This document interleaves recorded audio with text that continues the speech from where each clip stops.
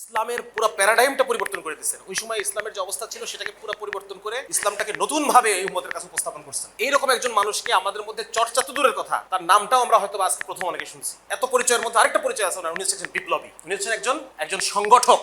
এই পরিচয়টা আমরা জানি না, এই পরিচয়টা অন্য সব পরিচয়ের আলোচনা আছে। উনি সংগঠক এবং উনি ভারতবর্ষে ইসলামী শরিয়া ব্যবস্থা কায়েমের জন্য একজন অন্যতম সংগঠক। বর্তমান দুনিয়াতে এখন যদি আমরা বলি যে আমাদের সেই খেলাফা প্রয়োজন, তাহলে সেটা কিভাবে সম্ভব বলেন তো দেখি। উসমানী খেলাফত নামে মাত্র ছিল, এটা কোনো ইফেক্টিভ কোনো খেলাফত ব্যবস্থা উসমানী ছিল না। শাহ ওয়ালিউল্লাহর 1 থেকে 150 বছর পরে গিয়ে কার্ল মার্কস, আপনারা জানেন সমাজতন্ত্রের জনক, সে বলতেছে এই কথা যে শ্রমিক শ্রেণীর উন্নতি চাই। অথচ শ্রমিক শ্রেণীর যে উন্নতি দরকার, এটা কে আগে বলছে? এটা শাহ সাহেব আগে বলছেন।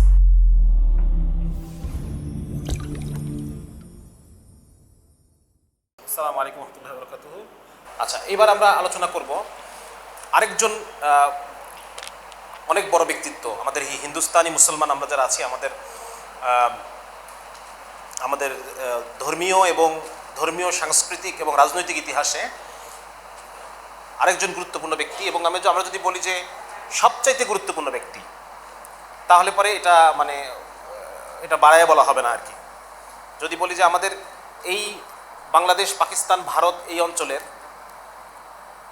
এবং শুধু এই অঞ্চলের না, এটা পুরা ইসলামের ইতিহাসের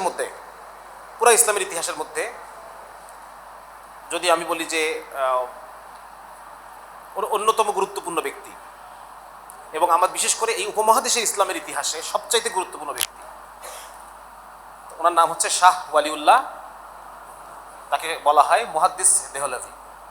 দেহলভি হচ্ছে উনি দিল্লিবাসী, এই জন্য ওনাকে বলা হয় দেহলভি। হ্যাঁ, আর মুহাদ্দিস বলা হয় কারণ হচ্ছে উনি প্রথম হিন্দুস্তানে প্রাতিষ্ঠানিকভাবে হাদিস চর্চা, ইলমুল হাদিস চর্চার প্রাতিষ্ঠানিকভাবে উনি শুরু করেন, এই জন্য ওনাকে বলা হয় মুহাদ্দিস। তার আসল নাম হচ্ছে কুতুবুদ্দিন।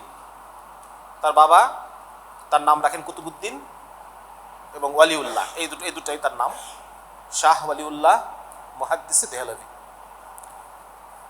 আসতেছে না?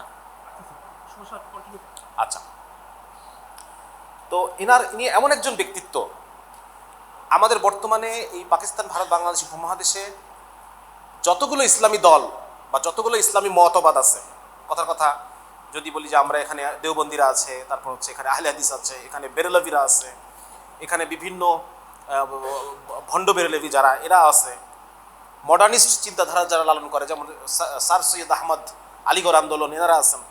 এবং এরা প্রত্যেকেই নিজের নিসবত যে ব্যক্তির সাথে করেন সেটা হচ্ছেন এই শাহ ওয়ালিউল্লাহ মুহাদ্দিস দেহলভি।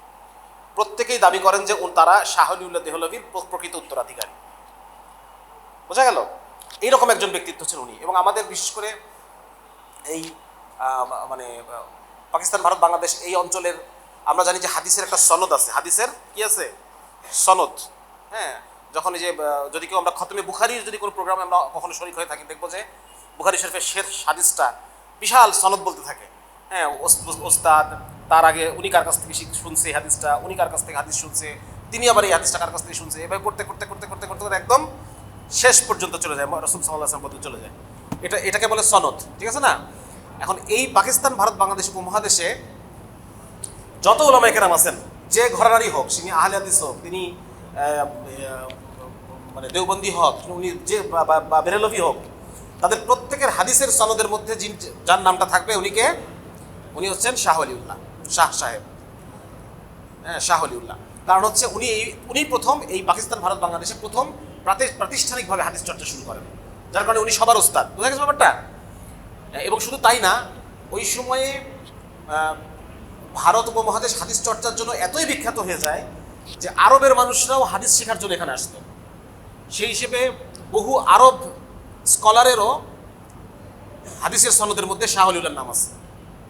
তার মানে বোঝা যাচ্ছে যে এই ভারত এলাকার ইলমের চর্চা, এবং শুধু তাই না, বরং পৃথিবীর একটা বিরাট অংশের হাদিসের চর্চা পিছনে গুরু হচ্ছেন এই শাহ ওয়ালিউল্লাহ।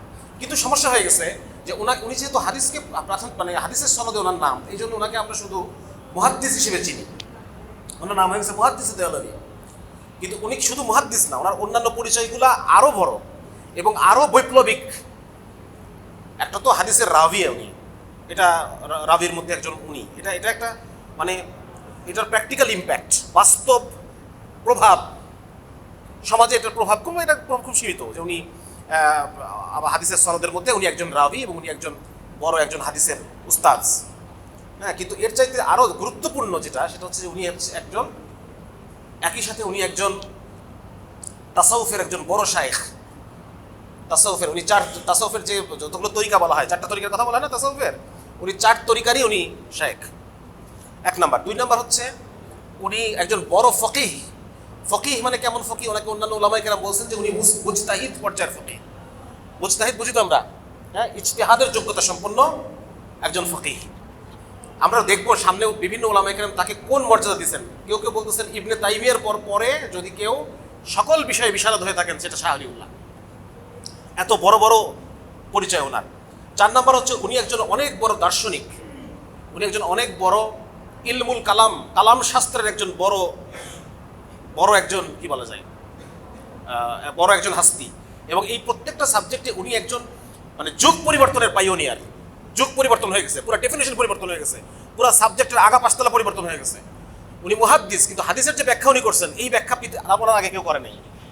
উনি একজন কি বলা যায় কোরআনের একজন মুফাসসির, কিন্তু কোরআনের মধ্যে কোরআনকে উনি যেই পর্যায়ে নিয়ে গেছেন এই প্রচেষ্টা আগে কেউ করে নাই। এটা আমার কথা, শামসুল আরিফের কথা না, এগুলো আমরা সামনে দেখবো যে বিভিন্ন স্কলাররা তার ব্যাপারে কি মন্তব্য করতেছেন, সামনে এগুলো আলোচনা করবো। তার মানে আমরা দেখেন এত বড় একজন মানুষ, কিন্তু আমরা ওনাকে সেলিব্রেট হতে দেখি না কোথাও, ঠিক না? এইরকম একজন মানে ইসলামের পুরা প্যারাডাইমটা পরিবর্তন করে দিচ্ছেন। ওই সময় ইসলামের যে অবস্থা ছিল সেটাকে পুরো পরিবর্তন করে ইসলামটাকে নতুনভাবে উম্মতের কাছে উপস্থাপন করছেন। এইরকম একজন মানুষকে আমাদের মধ্যে চর্চা তো দূরের কথা, তার নামটাও আমরা হয়তো আজকে প্রথম অনেকে শুনছি যে এরকম একজন মানুষ। তো আজকে সেই মানুষের সাথে আপনাদের পরিচয় করে দিব। এবং উনি হচ্ছেন এত পরিচয়ের মধ্যে আরেকটা পরিচয় আছে ওনার, উনি হচ্ছেন একজন বিপ্লবী। উনি হচ্ছেন একজন সংগঠক। এই পরিচয়টা আমরা জানি না, এই পরিচয়টা অন্য সব পরিচয়ের আলোচনা আছে। উনি সংগঠক এবং উনি ভারতবর্ষে ইসলামী শরিয়া ব্যবস্থা কায়েমের জন্য একজন অন্যতম সংগঠক ছিলেন। এবং সমস্ত সংগঠকদের কি বলা যায় মূল যদি বলে জনকলি ছিলেন তাহলে এটা বলা ঠিক আছে আর কি। তো আমরা একটু দেখি শাহ ওলিউল্লাহ মুহাদ্দিস দেহলভির জন্ম হচ্ছে সম্রাট আলমগীর, বাদশাহ আলমগীরের মৃত্যুর 4 বছর পূর্বে। তার মানে বাদশাহ আলমগীরের রেজিম উনি খুব বেশি দেখেন নাই, ঠিক না? 4 বছর বয়স তখন তার। সেই সময়ে বাদশাহ আলমগীর, ওনার পরিবার সম্পর্কে আলোচনা করতে গেলে ওনার পরিবার, ওনার ছোটবেলার শিক্ষা দীক্ষা, ওনার কি কি বই উনি পড়ছেন, এগুলো আলোচনা করা এটা আরও 1-2 ঘন্টার আলোচনা, এটা ওদিকে যাবো না। শুধু এইটুকু পরিচয় আপনাদের সাথে করাই দিই। ওনার বাবা হচ্ছেন শাহ আব্দুর রহিম। শাহ আব্দুর রহিম ছিলেন আওরঙ্গজেবের যে বিখ্যাত ফতোয়ায়ে আলমগীরি আওরঙ্গজেব রচনা করছে, মানে রচনা আলমগজেব করে নাই, আওরঙ্গজেবের তত্ত্বাবধানে বা আওরঙ্গজেবের উৎসাহে ফতোয়ায়ে আলমগীরি, বা এটার আরেকটা নাম আরব ভূখণ্ডে এটার নাম ফতোয়ায়ে হিন্দিয়া, হ্যাঁ, বা ফতোয়ায়ে আলমগীরি। এইটা যে সংকলক, এই সংকলক টিমের অন্যতম একজন তার বাবা শাহ আব্দুর রহিম রহমতুল্লাহ আলাইহি। এতটুকু পরিচয় মনে হয় যথেষ্ট হবে, এর বেশি আর আমরা যাচ্ছি না। এবং শেখ আহমদ সিরহিন্দি রহমতুল্লাহ আলাইহির সাথে তার যে চিন্তা চেতনার সাথে শাহ ওলিউল্লাহর সম্পর্ক হচ্ছে যে আহমদ সিরহিন্দির ছেলে মৌলানা গোলাম মাসুম, ওনার নাম সম্ভবত মৌলানা গোলাম মাসুমের ছাত্র এই শাহ ওলিউল্লাহর চাচা। এরকম একটা সম্পর্ক তার চিন্তার সাথে ওনার, বোঝা গেল? মানে উস্তাদ ছাত্রের একটা সম্পর্ক তার চিন্তার সাথে। এবং শাহ ওলিউল্লাহ রহমতুল্লাহ আলাইহি ওনার জীবদ্দশায় উনি মুঘল সাম্রাজ্যের যে পতন, এই পতনটা উনি অবলোকন করছেন। মানে একটা বিশাল পলিটিক্যাল ক্রাইসিস, এই ভারতীয় উপমহাদেশে মুসলমানদের জন্য একটা বিরাট অস্তিত্বের সংকট, এই সময়টা উনি দেখছেন। এবং এই সময়ের আঙ্গিকে উনি এই এলাকার মুসলমানদের পরবর্তী কর্মপন্থা কি হবে সেই বিষয়ে উনি চিন্তা করছেন, থিওরি দিচ্ছেন এবং প্র্যাকটিক্যাল সংগঠন তৈরি করছেন, দুটোই করছেন। এবং ওনার জীবদ্দশায় উনি 10 জন হিন্দুস্তানের 10 জন সম্রাটকে উনি দেখতেছেন। মানে ওনার একটা জীবনে 10 জন সম্রাট পরিবর্তন হয়েছে। তার মানে কি ভয়াবহ অবস্থা নাকি? হ্যাঁ, একদম পতন, মানে মোগল সাম্রাজ্যের পতন একদম মানে অল্প কিছুক্ষণের ব্যাপার। সেই সাথে ওই সময় উগ্র হিন্দুত্ববাদের যে উত্থান সেটা উনি অবলোকন করতেছেন। আমরা জানি মারাঠাদেরকে কি বলা হয়? বর্গী। ছোটবেলা পাড়া ঘুম পারে না যে বর্গী এলো দেশে, খোকা ঘুমালো পাড়া জুড়ালো, বর্গী এলো দেশে। এই বর্গীরা হচ্ছে মারাঠারা ছিল ডাকাত, সিম্পলি ডাকাত। এদের কোনো পলিটিক্যাল এজেন্ডা ছিল না, ডাকাতি করাই এদের মূল এজেন্ডা ছিল। পরবর্তীতে ওরা যথেষ্ট শক্তিশালী হয়ে যাওয়ার পরে শিবাজি, হ্যাঁ, এই বিভিন্ন এরা একটু পলিটিক্যালি ঐক্যবদ্ধ হয়। মারাঠা, শিখ এবং জাট নামের একটা জাতি, এই 3 জাতি তারা তখন হিন্দুস্তানের মুসলমানদের জন্য একটা বিরাট পলিটিক্যাল থ্রেট হয়ে দাঁড়ায়। বিরাট একটা পলিটিক্যাল থ্রেট হয়ে দাঁড়ায়। আওরঙ্গজেব মারাঠাদেরকে দমন করে রাখছিল, কিন্তু পরবর্তী বাকিরা এত দুর্বল, একটার পর একটা শাসক চেঞ্জ হচ্ছে, একজনের মানে 50 বছরের মধ্যে 10 জন শাসক পরিবর্তন হয়ে গেছে। এখন এইসব তারা তো এটা ঠেকাতে পারবে না, ঠিক না? আচ্ছা, তো এটা হচ্ছে পলিটিক্যাল ক্রাইসিস। দ্বিতীয় ক্রাইসিস হচ্ছে সেই সময় যারা শাসক তারা অত্যধিক আরামপ্রিয়। হিন্দুস্তান ছিল সেই সময়ে মানে পৃথিবীর সবচাইতে টপ জিডিপি, সবচাইতে বেশি জিডিপি ছিল কার? হিন্দুস্তানের। এবং হিন্দুস্তানের মধ্যে সবচাইতে বেশি প্রোডাক্টিভ এলাকা ছিল বেঙ্গল, সবচাইতে বেশি প্রোডাক্টিভ এলাকা ছিল বেঙ্গল। এবং ডক্টর ফ্রান্সিস বুকানন নামে একজন ভদ্রলোক, পর্যটক এবং বোটানিস্ট, উনি এলাকা সফর করছেন এবং উনি বলতেছিলেন যে বাংলা অঞ্চলে যেই পরিমাণ মানুষ কৃষিজীবী, ওই পরিমাণ মানুষ শিল্পজীবী। তার মানে আমরা শুধু কৃষিভিত্তিক দেশ ছিলাম না, আমরা শিল্পোন্নত দেশ ছিলাম। এবং আমাদের এলাকা থেকে প্রচুর পরিমাণে কাপড়, রেশম, মসলিন, হাতির দাঁতের সামগ্রী, তারপর হচ্ছে পিতলের, কাঁসা পিতলের তৈজসপত্র, জাহাজ তৈরি করতাম, আমরা জাহাজ রপ্তানি করতাম, বিশাল বিশাল জাহাজ, সেগুন কাঠের জাহাজ, এগুলো আমরা তৈরি করতাম এবং আমাদের নিজস্ব ডিজাইনে তৈরি করতাম এবং সেগুলা বিভিন্ন দেশ এগুলো কিনত। এইরকম শিল্পোন্নত দেশ ছিলাম আমরা। তো সেই কিন্তু সেই দেখেন সাইদ হাশমি ফরিদাবাদী কি বলছেন, ভারতবর্ষের ধন সম্পদের প্রাচুর্য এই আমির শ্রেণী, এলিট ক্লাস, আমলা, তারপর হচ্ছে সামরিক অফিসার, এই ধরনের যারা, এদেরকে অত্যধিক বিলাসপ্রিয় এবং আরামপ্রিয় বানিয়ে দিয়েছিল। শাসক শ্রেণীর লোকজন থেকে রাষ্ট্র পরিচালনা এবং সামাজিক কাজের যোগ্যতা দিন দিন হ্রাস পেয়ে যাচ্ছে। মানে এটা শুধু এখানকার ঘটনা। আমরা যদি সামনে আলোচনা করি, সামনে আমি আরেকটা সেশন থাকবে আমাদের মুসলিমদের পতনের ইতিহাস, ওইখানে আমি দেখানোর চেষ্টা করবো যে উসমানী সালতানাতেও একই অবস্থা ছিল। এই সময়, এই টাইমে উসমানী খেলাফতের যে অবস্থা, সেই খেলাফতেও এই একই অবস্থা, যে সব অলস, এরা যুদ্ধ করতে চায় না, এরকম একটা অবস্থা বিরাজ করতেছে। তো পুরো পৃথিবী জুড়ে মুসলিম উম্মার মধ্যে এই সমস্যা তখন বিরাজ করতেছে। সোশ্যাল ক্রাইসিস যদি বলি, সোশ্যাল ক্রাইসিসের মধ্যে বিভিন্ন ধরনের, দেখেন যে হিন্দু এবং শিয়াদের মধ্যে যত ধরনের প্রথা পার্বণ সব কিছু মুসলমানদের মধ্যে চলে আসছে। প্রকাশ্যে কবর পূজা হচ্ছে, তারপর হচ্ছে পীর মাশায়েখদের জন্য সম্মানের সিজদা করা, বিভিন্ন মাজারকে হারাম শরীফের মতো করে তারা তাওয়াফ করা, এগুলো চলতেছে।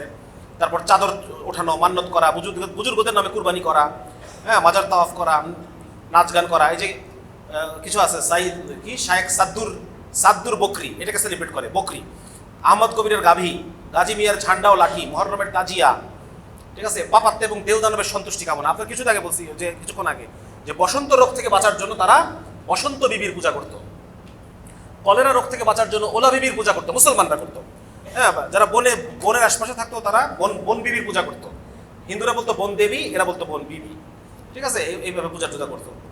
আচ্ছা, এই সমস্ত জিনিস মানে ইয়ে ছিল। তারপর তাবিজ পরিধান করা, চুরি পৈতা পরিধান করা, বিভিন্ন নষ্ট ফকিরদের, মানে ভ্রান্ত ফকির দরবেশদের এবং পাগলদের প্রতি বিশ্বাস করা।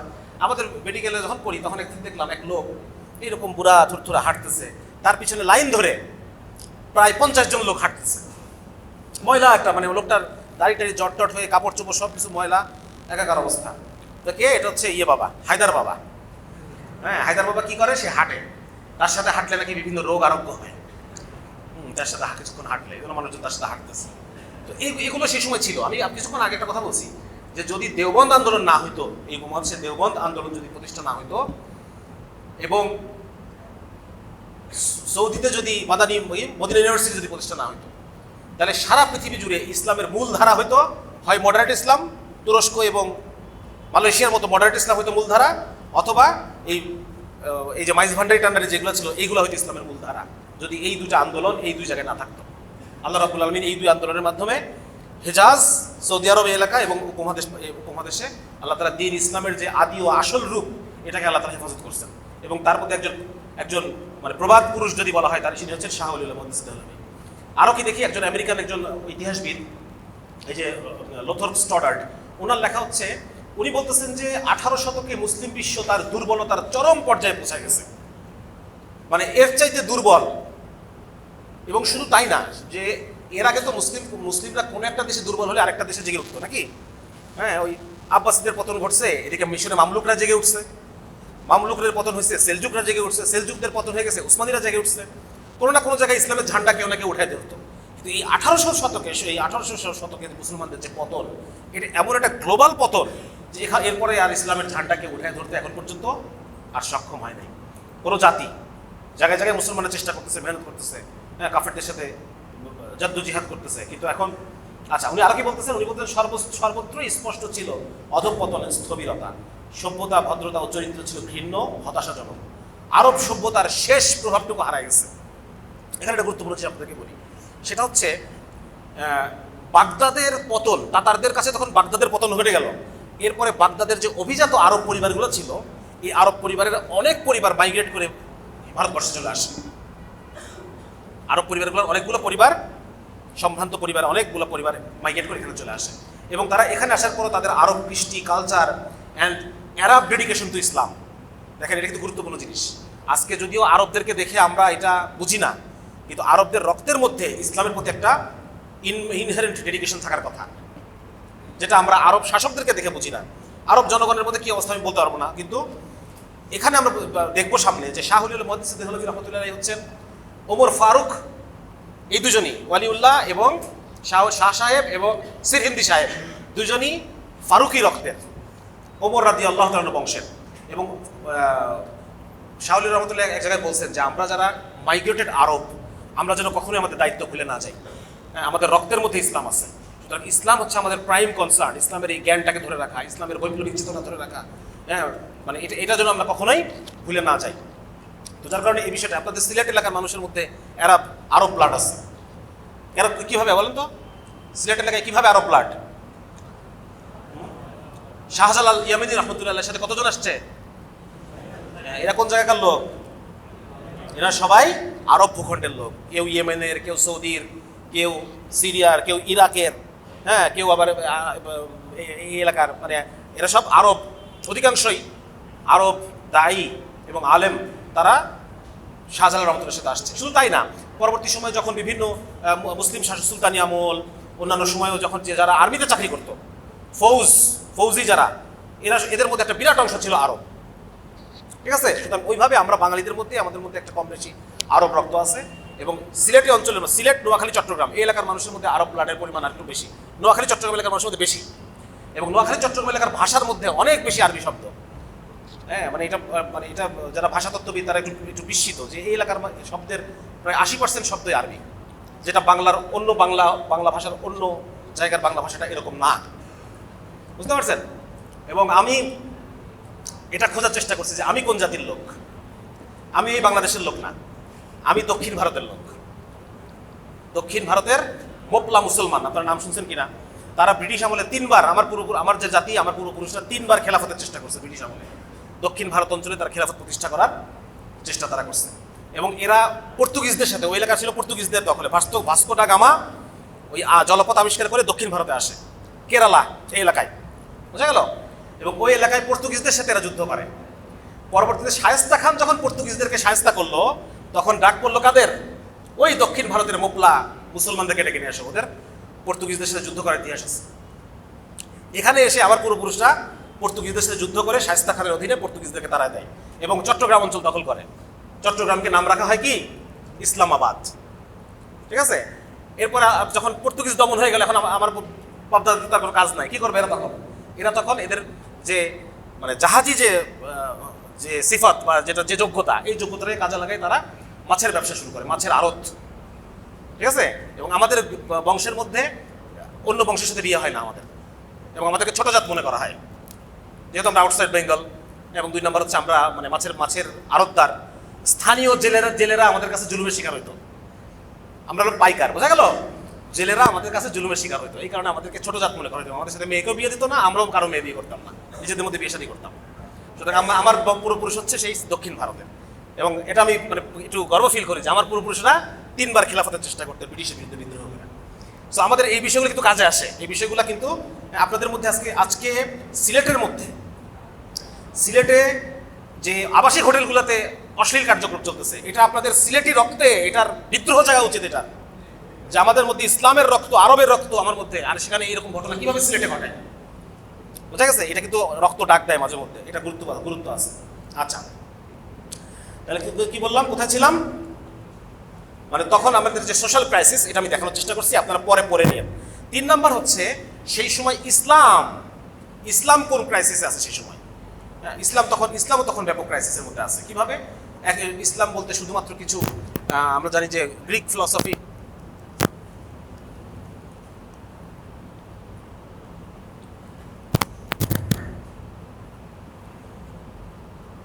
আচ্ছা, দেখেন মৌলানা হাকিম সাইদ আবুল হাই সাহেব রহমতুল্লাহ আলাইহি উনি বলতেছেন, উনি কি বলতেছেন, ওই গেল। আচ্ছা, ওই সময় দুইটা প্রবলেম ছিল। এক নম্বর হচ্ছে ব্যাপক হারে গ্রিক ফিলোসফি চর্চা করা, তারা গ্রিক ফিলোসফি চর্চা করতেছে। হ্যাঁ, কিছু একটু আগে বললাম যে মুতাজিলা প্রভাবিত কিছুটা ছিল, এক নাম্বার। দুই নাম্বার হচ্ছে যে ফিকহের সাথে যে হাদিসের সম্পর্ক আছে, ফিকহের সাথে যে কোরআনের সম্পর্ক আছে, এইটাকে কাট করে শুধু ফিকের জন্য ফিক চর্চা করা। এটা ওলামায়ে কেরাম বুঝবেন জিনিসগুলা, যে মানে মাযহাব কেন্দ্রিক মাযহাব চর্চা, কিন্তু এটার সাথে যে হাদিসের সম্পর্ক আছে এই জিনিসটা তখন ছিল না। দেখেন এখানে লেখা আছে যে ফিক ও উসুলে ফিকের চর্চা বেড়ে যায়। আর হাদিস চর্চা বলতে শুরু তারা বরকতের জন্য মিশকাত শরীফটা পড়ে নিত, আর অন্য কোনো হাদিস সিয়াসিত্তার অন্য যে হাদিসের কিতাব এইটার খুব মানে প্রচলন তখন ছিল না। এবং বড় পুঁজি ছিল ইলমে ফিকা শিক্ষা করা, এবং তা অনুকরণ হিসেবে, গবেষণা হিসেবে না। এটা কিন্তু বোঝার আছে। এখন যেমন ওলামায়ে কেরাম দেখা যাচ্ছে যে ফিকের, হানাফি ফিকের বিভিন্ন মাসালার পিছনে কোন হাদিস আছে, কোন আসার আছে, এগুলো খুঁজে বের করেন, এসব ছিল না। শুধু ফিকের জন্য ফিক চর্চা, মাযহাবের জন্য মাযহাব চর্চা, এটা ছিল। হ্যাঁ, সে যুগে ফতোয়া প্রদানকারী ও ফিকহি রিওয়ায়াতের প্রচলন বেড়ে গেছিল।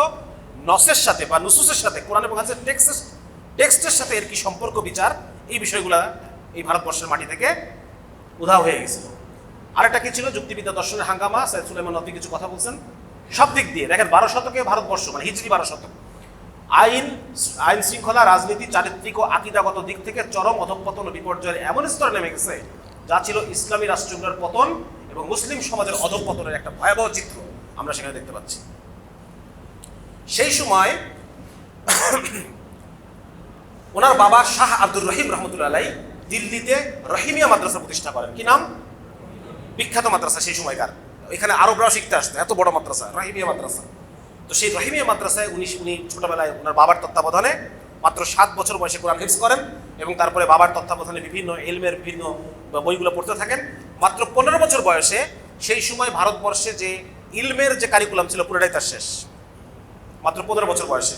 এবং 15 বছর বয়সে বাবার মাদ্রাসায় তিনি অধ্যাপনায় যুক্ত হন। ঠিক আছে, এরপরে 23 বছর বয়সে, আমি যদি ভুল না করে থাকি, 23 বছর বয়সে উনি মক্কা শরীফে হজ করতে যান, এবং সেখানে 3 বছর অবস্থান করেন, 2 বা 3 বছর অবস্থান করেন মক্কাতে। এবং এখানে একটা ঘটনা ঘটে গেছে। সেই ঘটনাটা হচ্ছে, মক্কায় তখন একটা বিশেষ ধরনের, আমরা এনলাইটেনমেন্ট সম্পর্কে জানি নাকি?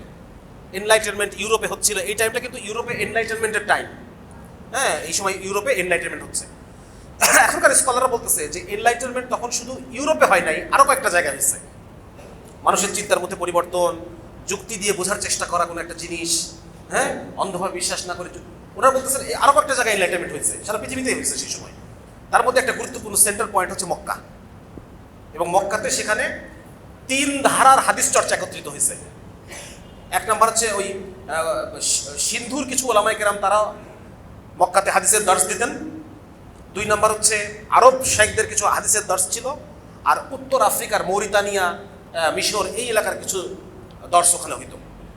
এই 3 ধরনের ব্যাখ্যার কারণে ওই জায়গায় একটা বিরাট ধরনের একটা জ্ঞানগত একটা বিপ্লব শুরু হয়ে গেছে।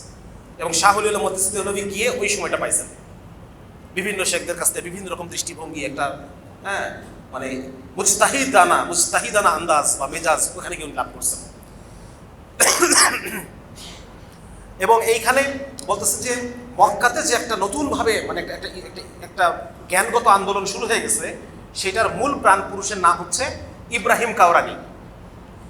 ইব্রাহিম কাওরানির ছেলে আবু তাহের কাওরানি হচ্ছেন শাহ ওলিউল্লাহর উস্তাদ, শাহ সাহেবের সরাসরি উস্তাদ। সুতরাং ওনার মাধ্যমে উনি এটা পাইছেন। এবং ইবনে তাইমিয়া রহমতুল্লাহ আলাইহিকে আবু তাহের কাওরানি রহমতুল্লাহ, ওনার যে উস্তাদ এবং উস্তাদের বাবা, তারা সবাই ইবনে তাইমিয়া রহমতুল্লাহ আলাইহির ভক্ত। ইবনে তাইমিয়াকে তারা ধারণ করতেন। এবং শাহ ওলিউল্লাহ মুহদ্দিস দেহলভী ওই সূত্রে ইবনে তাইমিয়ার মতো যে মুস্তাহিদান আন্দাজ এবং কি বলে একই সাথে ফিলোসফি, একই সাথে দর্শন, তারপর হচ্ছে একই সাথে তাফসীর, একই সাথে হাদিস, সবকিছুকে তাসাউফ, সবকিছুকে সমন্বয় করার যে একটা মেজাজ, এটা ওখান থেকে তৈরি হয়ে গেছে। বোঝা গেছে? এবং মক্কাতে উনি স্বপ্ন দেখেন কয়েকটা, ইলহামি একটা দিক নির্দেশনা পান। দেখেন এখানে আমি আনার চেষ্টা করছি যে একবার আমি হুজ্জাতুল হিলাল বালিগার গ্রন্থের মধ্যে উনি লিখছেন এটা, যে আমি আসরের নামাজের পরে আল্লাহর ধ্যানে নিমগ্ন ছিলাম, হঠাৎ অনুভব করি প্রিয় নবীর পবিত্র আত্মা আমাকে আচ্ছন্ন করে ফেলেছে। মনে হচ্ছিল যেন আমার উপরে কোনো চাদর রাখা হয়েছে। ওই অবস্থায় আমার অন্তরে এই কথা ঢেলে দেওয়া হয়, দিনের ব্যাখ্যার ব্যাপারে এক বিশেষ পদ্ধতি তুমি অবলম্বন করো। সেটা কি বিশেষ পদ্ধতি আমরা সামনে দেখব। 2 নম্বর হচ্ছে কিছু গায়েবী দিক নির্দেশনা এবং নবুয়তের দরবার থেকে একটা ইঙ্গিত পেয়েছেন উনি, যাতে অনুমান করা যায় যে দিনের নতুন একটি বৈশিষ্ট্যের ব্যাখ্যা আমাকে করতে বলা হচ্ছে, ইসলামটাকে নতুনভাবে উপস্থাপন করার কথা বলা হচ্ছে। একবার আমি ইমাম হাসান হুসাইনকে স্বপ্ন দেখলাম রাদিয়াল্লাহু তাআলা আনহুম, তারা আমাকে কলম দান করলেন আর বললেন এটা আমার নানা রাসূলুল্লাহ সাল্লাল্লাহু আলাইহি ওয়াসাল্লামের কলম। তার মানে বোঝা যাচ্ছে ওনার প্রতি একটা কিন্তু বিশেষ ইশারা আছে যে তুমি ইসলামকে তুমি করো। আচ্ছা, আরো কিছু স্বপ্ন উনি দেখছেন যে ওনার হাতে ইসলামের পুনরুজ্জীবন দেওয়া হবে, ওনাকে মুঘল সাম্রাজ্যের যে রাজনৈতিক বিশৃঙ্খলা, এই রাজনৈতিক বিশৃঙ্খলার অবসান হবে ওনার হাতে, এবং দীর্ঘকালব্যাপী তার এই চিন্তাধারা দীর্ঘকালব্যাপী হিন্দুস্তানের সংগ্রামের জ্বালানি হিসেবে কাজ করবে, এরকম বিভিন্ন ইঙ্গিত ওনাকে দেওয়া হয়। এরপরে উনি এসে কি লিখলেন, ওনার যে ম্যাগনাম অপাস, ওনার যে মূল ওনার থিওরি এবং ফিলোসফি সবকিছু, সে বইটার নাম কি? হুজ্জাতুল্লাহিল বালিগা। হ্যাঁ, এটা কোরআনের একটা আয়াত নাকি? কুল ফালিল্লাহিল হুজ্জাতুল্লাহিল বালিগা, হুজ্জাতুল্লাল বালিগা। মানে এটা শব্দটার অর্থ হচ্ছে মানে পরিপূর্ণ সত্য ভিত্তিক পূর্ণাঙ্গ দলিল প্রমাণ।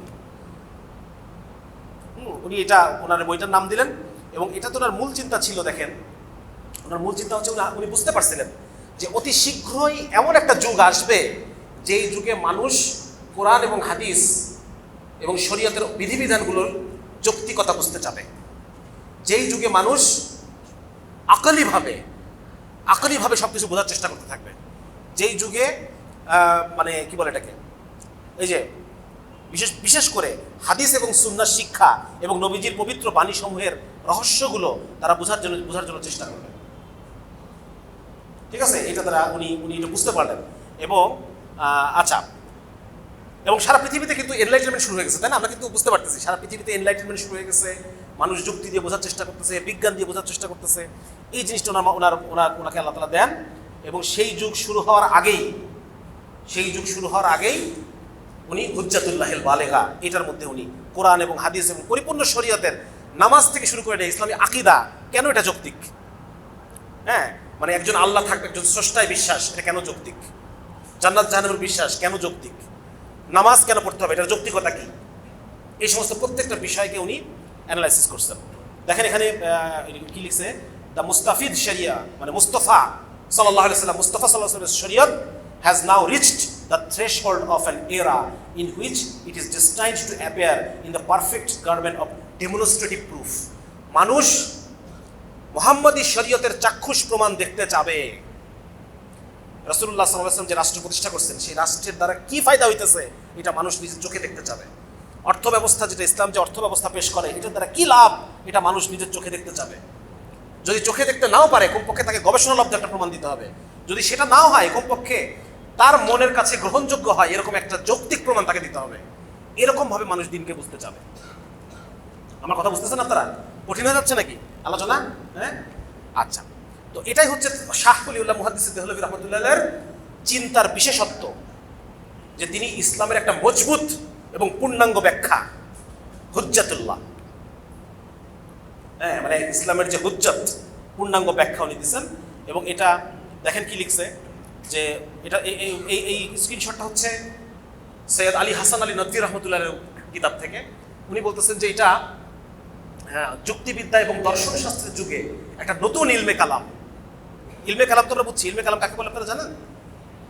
যখন কিছু ফিলোসফার, ইসলামী ফিলোসফার, ইবনে সিনা, আল ফারাবি, এরকম কিছু ফিলোসফার, ফাইলাসুফ, তারা ইসলামটাকে গ্রিক দর্শন, গ্রিক ফিলোসফি দিয়ে বোঝার চেষ্টা করতেছিলেন। গ্রিক ফিলোসফি দিয়ে বোঝার চেষ্টা করতে গিয়ে তারা ইসলামের অনেক কিছু বাদ দিয়ে দিচ্ছিলেন, যে এটা যুক্তির সাথে যায় না, এটা বাদ, এটা যুক্তিতে মিলে না, এটা বাদ, এটা যৌক্তিক না, ওটা বাদ। এগুলো সব ইসলামের আকীদা বিশ্বাসের গুরুত্বপূর্ণ জিনিস বাদ দিয়ে দিচ্ছিল। তখন আমাদের কিছু উলামায়ে কেরাম, তারা ওই গ্রিক দর্শনের ভাষাতেই এই ফিলোসফারদেরকে খণ্ডন করা শুরু করে। বোঝা গেল? কাটা দিয়ে কাটা শুরু করে। এই যে একটা শাস্ত্র তৈরি হয়ে গেল, যে গ্রিক দর্শনের ভাষা ব্যবহার করে ওদেরকে খণ্ডন করা এবং ইসলামকে প্রতিষ্ঠিত করা, এইটাকে বলে ইলমুল কালাম বা কালাম শাস্ত্র। আপনারা নাম শুনবেন, ইমাম আশআরী রহমতুল্লাহ আলাইহি, ইমাম মাতুরিদি রহমতুল্লাহ আলাইহি, আল্লামা তাফতাজানি রহমতুল্লাহ, অনেকে আছেন, আল জুওয়াইনি রহমতুল্লাহ আলাইহি, এনারা হচ্ছেন বড় বড় কালাম শাস্ত্রবিদ। তারা ওই যে ফিতনা ধেয়ে আসতেছে ওই ফিতনার ভাষা ব্যবহার করে ওকে পাল্টা দিচ্ছেন। তো এটা সাইদ আলী হাসান নদী বলতেছেন যে যুক্তিবিদ্যা এবং দর্শন শাস্ত্রের একটা নতুন এক ইলমে কালাম হচ্ছে হুজ্জাতুল্লাহিল বালেগা, যার মধ্যে হকপন্থী ও সুস্থ মনের মানুষের জন্য প্রশান্তি, দিলের প্রশান্তি আছে। এমন যুক্তি শাহউলিল্লাহ দিচ্ছেন যে পড়বে তার অন্তর প্রশান্ত হয়ে যাবে, ইসলামের ব্যাপারে সে তৃপ্ত হয়ে যাবে, ইসলামের ব্যাপারে তার অন্তর প্রশান্ত হয়ে যাবে, তার অন্তর প্রশস্ত হয়ে যাবে, সে আশ্বস্ত হবে যেন ইসলামী হক। বোঝা গেল? যেন মানুষ সেগুলোর উপর মানুষের পরিপূর্ণ আস্থা জন্মে এবং সেগুলোকে প্রকৃতির উপর নির্ভরশীল জ্ঞান মনে করে, প্রকৃতির উপর নির্ভরশীল জ্ঞান মনে করে মন সেদিকে আকৃষ্ট হয়, কোনো সংশয় বা কোনো সন্দিগ্ধতা যেন তাদের মধ্যে না আসে। এবং আলিমিন আব্দুর রহমতুল্লাহ বলেন যে হুজ্জাতুল্লাহিল বালিগা উনি যে লিখছেন এর ফলে ওনার এমন মানে ইবনে খালদুনের পরে কেউ এত বিস্তৃতভাবে ইসলামী শরীয়ত নিয়ে আলোচনা করছেন এটা হয় নাই। বোঝা গেল? এবং এটা নতুন নতুন একটা পদ্ধতি, যে স্বপ্নে কি বলা হয়েছে যে দিনের ব্যাখ্যার ক্ষেত্রে তুমি একটা বিশেষ পদ্ধতি অনুসরণ করো, এই হচ্ছে সেই পদ্ধতি। দেখেন এখানে কি লিখছেন, the introduction of a new methodology in the understanding and application of the revelational guidance embodied in the Quran. উনি বলতেছে যে কোরআন হাদিস এইগুলো বোঝার ক্ষেত্রে একটা নতুন রিলিজিও রেশনাল ডায়ালেকটিক, মানে একটা যুক্তিভিত্তিক একটা ধর্ম। ইসলাম যে একটা যৌক্তিক ধর্ম, ইসলামের কোনো কিছু যে বেহুদা না, কোনো কিছু যে ফাঁকা না, ফাঁপা না, এই বিষয়টা উনি ওনার লেখার মধ্যে বারবার উঠে ধরছেন। এবং এই পদ্ধতিটা সেই সময় দিল্লির যে শিক্ষিত সমাজ, সেই শিক্ষিত সমাজের কাছে গ্রহণযোগ্য হয়ে গেছিল। এখন আপনারা আমাকে বলেন, বর্তমানে কি আমরা ওই রকম একটা অবস্থা অতিক্রম করতেছি না? হ্যাঁ, যেখানে মানুষ ইসলামকে, বিশেষ করে জেনজি, যারা জেনজি জিনিসটা বুঝতে চায়, ইসলামের বিভিন্ন বিধিবিধানের যৌক্তিকতা, এটার চেয়ে বেটার কোনো কিছু যে হতে পারে না, এটা যদি আমরা তাদেরকে বোঝাতে পারি তাহলে তারা ইসলামের পক্ষে একটা বিপুল জনমত গড়ে উঠবে না? হ্যাঁ, তাহলে শাহউলিল্লাহর কর্মপদ্ধতি এখন প্রযোজ্য না প্রযোজ্য না? আমি যত শাহউলিল্লাহ পড়তেছি আমি অবাক হয়ে আল্লাহ তাআলা আলহামদুলিল্লাহ যে আমি 2017 সাল থেকে আমার লেখক জীবনের যে মূল উদ্দেশ্য এবং মাকসাদ, আমি এটাই গ্রহণ করছিলাম যে আমি মানুষকে ইসলামের সৌন্দর্য তুলে ধরবো। এখন শাহউলিল্লাহ পড়তে এসে দেখি যে আলহামদুলিল্লাহ আমার চিন্তা বিচ্ছিন্ন না, আমার আকাবির আছেন, আমার আকাবির করে গেছেন আল্লাহ তাআলা, সেই রাস্তায় আমাকে চালানোর জন্য আল্লাহ তাআলা নিছেন আর কি। দেখেন মির্জা মোহাম্মদ মাজহার জানা বলতেছেন শাহউলিল্লাহ দেহলভী একটি নতুন পদ্ধতি অবতারণা করছেন। তত্ত্ব, থিওরি, ফিলসফি এবং জ্ঞানের নিগুড় বিশ্লেষণের এই দৃষ্টিভঙ্গি তার নিজস্ব, কারণ এর মধ্যে ব্যবহারিক জ্ঞানও আছে, প্র্যাকটিক্যাল এবং আধ্যাত্মিক জ্ঞানও আছে। এটাকে বলে হিকমতে আমালি। হিকমতে আমালি মানে একটা আমলের মধ্যে কি হিকমত, আমি যে নামাজ পড়তেছি, এই নামাজ পড়ার পিছনের প্রজ্ঞাটা কি, যুক্তিটা কি, এটার ফায়দাটা কি, উপকারিতাটা কি, এইটা হচ্ছে হিকমতে আমালি বা প্র্যাকটিক্যাল উইজডম। বোঝা গেছে? এই জিনিসটা হচ্ছে ওনার সেন্ট্রাল, মানে ওনার একটা মূল ইয়ে। দেখেন আরেকটা জিনিস, এই হচ্ছে শাহউলিল্লাহর চিন্তাধারার পুরো জিনিসটা আমি একটা জায়গায় নিয়ে আসছি।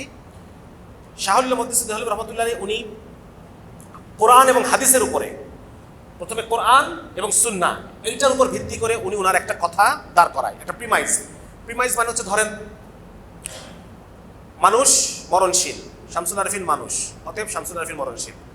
তাহলে মানুষ মরণশীল, এটা হচ্ছে একটা অনুসিদ্ধান্ত।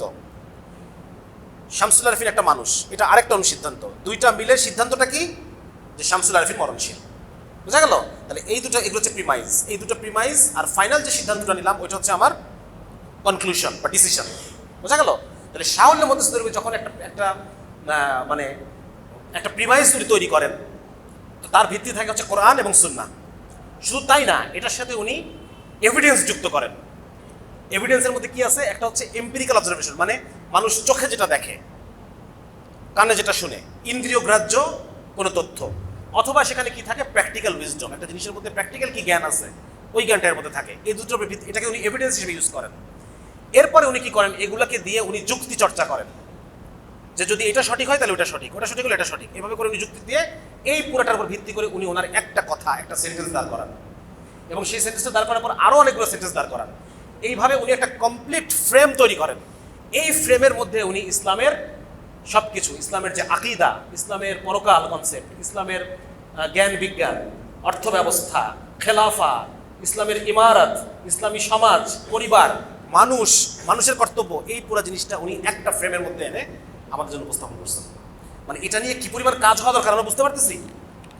উনি একটা কি মিরাকেল ঘটাইছেন আমাদের আমি মনে হয় নিজেও বোঝাতে পারতেছি না আপনাদেরকে, যে উনি কত বড় কাজ করছেন। এবং এই কাজটা এখন আমাদের কি পরিমাণ চর্চা হওয়া দরকার। ওলামায়ে কেরামের কাছে আমার আরজ, আপনাদের হাতে ধরি পায়ে ধরি। আমি তো মূর্খ মানুষ, আমি বাংলা আর ইংরেজি ছাড়া আমার আর কোনো সম্বল নাই। আপনারা শাহুল মহাদিসদেরকে হয়তো বা ফার্সিতে লিখছেন, আরবিতে লিখছেন, আপনারা ওনার কিতাবপত্র মোতাআলা করে আপনারা আমাদের জন্য এই খনি থেকে শোনা দেন। কারণ এখন জেনজির জন্য এটাই দরকার, শাহুলিউল্লাহ চর্চা দরকার। শাহুলিউল্লাহ মহাদিসদের যেভাবে দেখছেন ওইটা, এদেরকে যদি আমরা ওইভাবে ইসলামটা দেখাতে পারি, এরা আজকে যেভাবে হাসিনাকে তাড়াইছে, তারা সেভাবে এই সেকুলারিজমকেও তাড়াবে, যদি এদেরকে আমরা বোঝাতে পারি। শুধু একটু চর্চা দরকার এবং দাওয়াত দরকার। এই তথ্যগুলো তাদের কাছে পৌঁছাতে হবে যে ইসলাম এটা কোনো অন্ধবিশ্বাস না। সাহাবায়ে কেরাম রাদিয়াল্লাহু তাআলা আজমাইন, তারা যে ইসলাম কবুল করছেন, নিজের কাছে নিজে হেরে ইসলাম কবুল করছেন। আমার এই কথাটা আপনারা একটু খেয়াল করেন। আজকে আমরা ইসলাম গ্রহণ করি, হয় পৈতৃকভাবে করি অথবা আবেগের থেকে করি। কিন্তু সাহাবীরা রাসূল সাল্লাল্লাহু আলাইহি ওয়াসাল্লাম যখন নবুয়ত দাবি করছেন, যার যার সামর্থ্য অনুসারে এটাকে যাচাই করার চেষ্টা করছেন যে সে আসলে নবী কিনা। আমরা যদি সিরাত পড়ে থাকি, সাহাবীরা প্রত্যেকে যাচাই করার চেষ্টা করছে না, হ্যাঁ, যে এই ব্যক্তি নবী কিনা। কেউ এসে রাসূলের পিঠ উদাম করে দেখতেছে যে এখানে নবুয়তের মোহর আছে কিনা, এম্পিরিক্যাল এভিডেন্স। তারপর হচ্ছে কেউ এসে দেখতে চাচ্ছে যে আল্লাহ রাসূল রাগে কিনা, সে শুনছে শেষ নবী রাখবে না, আসে নবীজিকে রাখানোর চেষ্টা করতেছে। কেউ এসে কোরআন শুনতেছে, কোরআন শুনে বুঝতেছে যে এই কোরআন মানুষের লেখা হইতে পারে না, সে ইসলাম গ্রহণ করতেছে। প্রত্যেক সাহাবী তার নিজের আপন আপন পদ্ধতিতে যাচাই করে নিয়েছেন যে ইনি আল্লাহ রাসূল কিনা। বুঝতে পারছেন? তো যার কারণে সাহাবীদের ঈমান, কেন সাহাবীদের ঈমান? কারণ এই জায়গায় এক নাম্বার হচ্ছে তারা আবেগ তাদের কাজ করছে ইসলাম গ্রহণের ক্ষেত্রে, দুই নাম্বার তাদের বুদ্ধিও আত্মসমর্পণ করছেন আল্লাহর কাছে তারা। আজকে আমরা ইসলামকে আবেগ দিয়ে বুঝি আর বুদ্ধিটা দখল করে নেয় এই পশ্চিমা সভ্যতা। এই কারণে দেখবেন যে প্রতি বছর বহু ছেলে চব্বিকে এসএসসি পরে চিল্লা দিয়ে আসে, কিন্তু সব হারায় যায়। কারণ সে ইসলামটাকে আবেগ দিয়ে ভালোবাসে, বুদ্ধি দিয়ে ভালোবাসে না। তার বুদ্ধি পরাজিত না ইসলামের কাছে। কিন্তু সাহাবায়ে কেরাম, কোরআনকে কি বলা হয়? মুজিজা, ইজাজ। ইজাজ মানে কি? ইজাজ মানে পরাজিত করা। মনে করেন একটা ট্রাক আপনার সামনে চলে আসছে, ইজাজ কি জিনিস আপনাকে বলি। একটা ট্রাক চলে আসছে, আপনি দাঁড়ায় আছেন ট্রাকের সামনে। এখন কি ট্রাকের সাথে কি আপনি কি করবেন? এই মুহূর্তে আপনার কি হবে, যেটা আমি অনুভূতি কি হবে, যে আমি নিজেকে ছেড়ে দিচ্ছি, আর কিছু করার নাই। এটাকে বলে এজাজ, হয়রান হয়ে যাওয়া। কোরআন আসছে আমাদেরকে হয়রান করে দেওয়ার জন্য। বোঝা গেছে? তো যার কারণে বলতেছি যে আসলে সাহাবায়ে কেরাম কোরআনের সামনে, শরীয়তের সামনে, আল্লাহর রসুলের সামনে সাহাবায়ে কেরাম হয়রান হয়েছেন, নিজেকে হেরে গিয়ে ইসলাম কবুল করছেন। তার যাচাই হেরে গেছে, হিসাব মিলে নাই। বোঝা গেল? সুতরাং আমাদেরকে বুদ্ধির জায়গায় ইসলামটাকে আবেগ, অন্তর, সেই সাথে বুদ্ধির জায়গাটাও ইসলামটাকে ঢুকাইতে হবে। এই কাজটা শাহুলিরা করছেন, শাহ সাহেব করছেন। ইসলামটাকে বুদ্ধির কাছে, মানে বুদ্ধিবৃত্তিকভাবে যে ইসলাম শ্রেষ্ঠ, এটা উনি দেখাই গেছেন। আচ্ছা, এই দেখেন, এখন আপাতত হুজ্জাতুল বালিগা বইটা পড়তেছি। এটা দুইটা, একটা বাংলা অনুবাদ আছে। বাংলা অনুবাদগুলো সাধারণত খুব একটা ভালো হয় না। এটা ইংরেজি অনুবাদ দিচ্ছি আমি। ইংরেজি অনুবাদ করছেন শিকাগোর একজন প্রফেসর, খ্রিস্টান মহিলা। তার নাম কি? মার্সিয়া হারবেনসন। এবং এরপরে উনি ইসলাম কবুল করছেন। সুবহানাল্লাহ। একজন খ্রিস্টান প্রফেসর, উনি এটা অনুবাদ করে এরপর ইসলাম কবুল করছেন। আল্লাহ তাআলা তার হৃদয়কে উন্মোচিত করছেন। ঠিক আছে? সুতরাং আমাদের এটা ওলামায়ে কেরামের কাছে আমার অনুরোধ থাকবে, আপনারা এটা এই শাহ সাহেবের যে দৃষ্টিভঙ্গি এবং তার যে উপস্থাপনের পদ্ধতি, এটা আপনারা আমাদের সামনে উপস্থাপন করেন ইনশাআল্লাহ। আচ্ছা, দেখেন এখানে উনি যে কাজটা করছেন, উনি সব কিছুকে, ইসলামের সব কিছুকে একটা সুতার মধ্যে গেঁথে ফেলছেন। হ্যাঁ, ইসলামের আকীদা, বিশ্বাস, ইবাদত বন্দেগী, লেনদেন, আচার অনুষ্ঠান, আখলাক, চরিত্র, সামাজিকতা, মানে পুরোটা একটা মালা। হ্যাঁ, আমি একটু আগে দেখাচ্ছি যে একটা ফ্রেমের মধ্যে উনি সব কিছুকে ব্যাখ্যা করছেন। এর মানে হচ্ছে সব কিছুকে একটা মালার মতো করে সবকিছু উপস্থাপন করছেন, যেন মনে হয় ও মানুষ। আমি সামনে আলোচনা করবো, দেখেন অনেক সুন্দর জিনিস আছে, এটা আপনারা একটু করে পড়ে নিন। এবং আল্লাহ রাব্বুল আলামিনের প্রত্যেকটা বিধিবিধানের মধ্যে যে কল্যাণ আছে, কোনো না কোনো কল্যাণ আছে। আমার বুঝে আসুক আর না আসুক, আল্লাহর বিধিবিধানের মধ্যে কোনো না কোনো, ইসলামের দাস প্রথা, এটার মধ্যে কল্যাণ আছে। আমি আমার বইয়ের মধ্যে এটা দেখাইছি। ওই কেউ পড়ছেন এটা? ইসলামের দাস ব্যবস্থা কেউ পড়ছেন? আচ্ছা, তো মানে ইসলামের যে জিনিসগুলোকে মানুষ খারাপ মনে করে, ওইটার মধ্যে কল্যাণ আছে। হ্যাঁ, এবং এই জন্যই মানে আল্লাহ রাব্বুল আলামিন এই পুরো পৃথিবী, পুরো শরিয়াত, সবকিছু আমাদেরকে দান করছেন একটা বেনিফিশিয়াল পারপাসকে সামনে রেখে, একটা কল্যাণের জন্য, একটা কল্যাণ উদ্দেশ্য আছে আল্লাহ তাআলা এখানে। উনি এটা বলতেছেন যে শরীয়ত আহকামের মধ্যে আহকাম উপকারিতা নির্ভর নয়, এই দাবি প্রত্যাখ্যান করছেন শাহ ওলিউল্লাহ বিভিন্ন আয়াত এবং হাদিস পেশ করছেন যে শরীয়তের প্রত্যেকটা হুকুম আহকামের মধ্যে অবশ্যই কল্যাণকামিতা আছে, উপকার আছে। ঠিক আছে। এবং আরেকটা জিনিস উনি করছেন, সেটা হচ্ছে একটু আগে আমরা দেখলাম যে আলী হাসান নদভী রহমাতুল্লাহ বলতেছেন শাহ ওলিউল্লাহ একটা নতুন ইলমুল কালাম। এতদিন পর্যন্ত ইলমুল কালাম ছিল শুধুমাত্র আকীদা বিশ্বাস কেন্দ্রিক, তাই না? তাকদীর নিয়ে, জান্নাত জাহান্নাম নিয়ে, বিভিন্ন আল্লাহর সিফাত নিয়ে। কিন্তু ইলমুল কালামটাকে এই যৌক্তিকভাবে বোঝার যে ব্যাপারটা, এটাকে শাহ ওলির মধ্যে হলবি মানুষের মধ্যে নিয়ে আসছেন। মানুষ, পরিবার, সমাজ, রাষ্ট্র, তারপর হচ্ছে অর্থনীতি, আইন, বিচার, এইখানে নিয়ে চলে আসছেন। তার মানে ঠিক যেই সময় আপনারা একটু লক্ষ্য করেন টাইম পিরিয়ডটা, যেই সময় পশ্চিমা বিশ্বে এনলাইটেনমেন্ট ফিলোসফাররা মানুষের সংজ্ঞা দিচ্ছে, পরিবারের সংজ্ঞা দিচ্ছেন, অর্থনীতির সংজ্ঞা দিচ্ছেন, ওই সময় শাহ ওলির মধ্যে হলবি ভারতে বসে একই জিনিস, একই কাজ করতেছেন। ঠিক না? সময়টা মিলে গেছে না? পশ্চিমারা যে সময় এই যে পুরো রেনেসা এনলাইটেনমেন্টের যে আলোচনাগুলো পশ্চিমারা করতেছে, ওই সময় শাহ ওলিল্লাহ মুহাদ্দিসুল এখানে সবাই আলোচনা করতেছেন কোরআন এবং হাদিসের প্রেক্ষাপটে। আজকে যদি আমরা ভুল হয়ে গেছে আমাদের, আমরা যদি মানে পশ্চিমাদের এই তীব্র স্রোতের সামনে আমরা যদি ওয়ালিউল্লাহকে নিয়ে দাঁড়াইতাম, আমাদের উসমানী সালতানাত যদি শাহ সাহেবকে নিয়ে দাঁড়ায় যেত, আমরা হিন্দুস্তানের এরা যদি আমরা জ্ঞান বুদ্ধি চর্চার ক্ষেত্রে শাহ ওলিউল্লাহ সাহেবকে নিয়ে দাঁড়া যেতাম, তাহলে আজকে পশ্চিমার এই মডার্নিজমের আগ্রাসন আমরা ঠেকাতে পারতাম। ঠিক না? এই সেকুলারিজমের আগ্রাসন আমরা জ্ঞান বুদ্ধিতে ঠেকাতে পারতাম। আমাদের আফসোস যে আমরা শাহ ওলিউল্লাহকে চিনি নাই, ওনাকে আমরা বুঝতে পারি নাই। এই যেটাই দেখাইছে যে avoid as far as possible. উনি মেইনলি ওনার যে ইলমুল কালাম চর্চা, এটা মূলত the rational of the injunction, কোরআনের এবং হাদিসের বিভিন্ন বিধিবিধানের যৌক্তিকতা, rational and their compatibility with human nature, এবং মানুষের জন্য এটা যে সামঞ্জস্যপূর্ণ, কোরআন এবং হাদিসের যে বিধিবিধানগুলাই আমাদের শরীরের সাথে, মনের সাথে, আমাদের সাথে যায়, এই বিষয়টা উনি ওনার আলোচনায় বারবার দেখানোর চেষ্টা করছেন। সুবহানাল্লাহ। এবং এটা একটা হলিস্টিক, সামগ্রিক ইসলামের, আমি গতকাল থেকে একটা কথা বারবার বলতেছি, ইসলাম সামগ্রিক ইসলামটাকে নিয়ে আসেন। শাহ সাহেব এই সামগ্রিক ইসলামটাকে উপস্থাপন করছেন আমাদের সামনে, এবং পুরাটাকে এক সুতায় গেঁথে, এক সুতায় গেঁথে উপস্থাপন করছেন। এই যেখানে আমি আনছি নতুন ইলমুল কালাম, নতুন ইলমুল কালাম তৈরি করছেন। এবং এটা ওবায়দুল্লাহ সিন্ধি উনি শাহ সাহেবকে নিয়ে প্রচুর স্টাডি করছেন, যদিও লাস্টে এসে একদম লেজে গোবর অবস্থা করে ফেলছেন, কিন্তু ওনার শাহ ওলিউল্লাহকে নিয়ে যে স্টাডি, এটা ইটস গুড। এবং উনি বলতেছেন যে উনি যেভাবে ইসলামটাকে বুঝছেন এবং উপস্থাপন করছেন, কখনো কখনো ইবনে তাইমিয়া এবং ইমাম গাজ্জালিও তার সামনে ম্লান হয়ে যায়। কত বড় কথা বুঝছেন?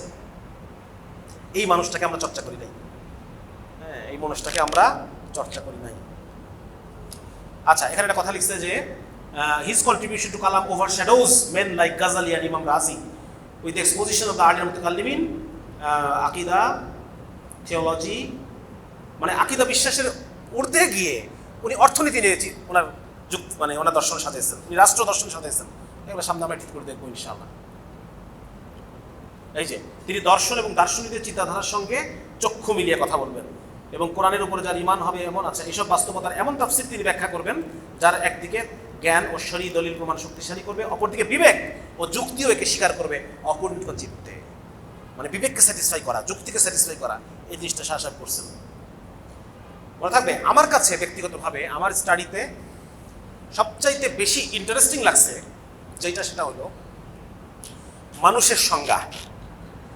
দেখেন, মানুষের সংজ্ঞা এমন একটা গুরুত্বপূর্ণ জিনিস, আপনি মানুষের সংজ্ঞা যেভাবে দিবেন, পরিবারের সংজ্ঞাটা সেরকম হবে। আপনি যদি বলেন মানুষ মূলত চোর, আপনি বললেন, তাহলে পরিবারের সংজ্ঞাটা, এই পরিবারটা কিসের পরিবার হবে? চোরের পরিবার হবে। মানুষ মূলত চোর, তাহলে যখন আপনি এই সংজ্ঞার উপর ভিত্তি করে একটা সমাজ দাঁড় করাবেন, তাহলে ওইটা হচ্ছে চোরের সমাজ হবে। বোঝা গেছে? আপনি বলেন মানুষ মূলত চোর, এটার উপর ভিত্তি করে আপনি একটা রাষ্ট্রের দর্শন দিলেন, তাহলে ওই রাষ্ট্রটা কিসের রাষ্ট্র হবে? এটা চোরের রাষ্ট্র। ব্যাপারটা বুঝতে পারছেন? সুতরাং মৌলিক বিষয় হচ্ছে মানুষ কি, তাই না? সেভাবে করে মিলাই অন্য জিনিসগুলো দাঁড় করাতে হবে, তাই না? তো শাহ ওলিউল্লাহর কনসেপ্টে যখন ওই টাইমে পশ্চিমা বিশ্ব যখন মানুষের সংজ্ঞা দিচ্ছে, এই দেখেন পশ্চিমা বিশ্ব মানুষের সংজ্ঞা দিচ্ছে কি? মানুষ ইজ ইভিল, বদ। মানুষ কি? মানুষ বদ। তারপর ইমানুয়েল কান্ট, একজন দার্শনিক, পশ্চিমা দার্শনিক, উনি বলতেছেন মানুষ হচ্ছে র্যাডিক্যাল এভিল, মানুষ মানে উগ্রবধ, মৌলিকভাবে মানুষ বধ। কেউ বলতেছে বধ, কেউ বলতেছে মানুষ সলিটারি, একাকী একাকী। হবস বলতেছে মানুষ সলিটারি, মানুষ ডিসোলুট, মানুষ একাকী একাকী প্রাণী, এইভাবে সংজ্ঞা দিচ্ছে। তাহলে মানুষ কি একাকী প্রাণী না মানুষ সামাজিক প্রাণী? কেমন হয়ে গেল ব্যাপারটা? মানুষ বলতেছে মানুষ সর্বদা প্রতিযোগিতায় লিপ্ত। তাহলে মানুষ যদি সর্বদা প্রতিযোগিতায় লিপ্ত হয়, তাহলে মানুষ কি সহযোগিতায়ও লিপ্ত না? হ্যাঁ, আমার স্ত্রীকে কি আমি সহযোগিতা করতেছি না? আমার সন্তানকে কি আমি নিজে নিজে মুড়ি খেয়ে সন্তানকে গরুর মাংস খাওয়াই নাই? খাওয়াই না আমরা, তাই তো? তাহলে ওরা মানুষের একটা অপূর্ণাঙ্গ সংজ্ঞা দিল নাকি? মানুষের অপূর্ণাঙ্গ সংজ্ঞা। দেখেন, তারা বলতেছে যে অর্থনীতি, এখন এই সংজ্ঞার উপরে যখন আপনি বধ, মানুষ সর্বক্ষণ কামড়াকামড়ি করে, মানুষ একটা উন্নত পশু, হ্যাঁ, মানুষ হচ্ছে একটা যৌনতাড়িত পশু, এই ধরনের সংজ্ঞা যখন আপনি মানুষের দিবেন, তখন অর্থনীতির সংজ্ঞাটা কি দাঁড়াবে? দেখেন, জন অ্যাডামস অর্থনীতির সংজ্ঞা দিচ্ছেন, সীমিত সম্পদ এবং অসীম চাহিদা, এই দুটার মাঝখানে যে ব্যালেন্স, সেটাকে আমরা বলতেছি অর্থনীতি।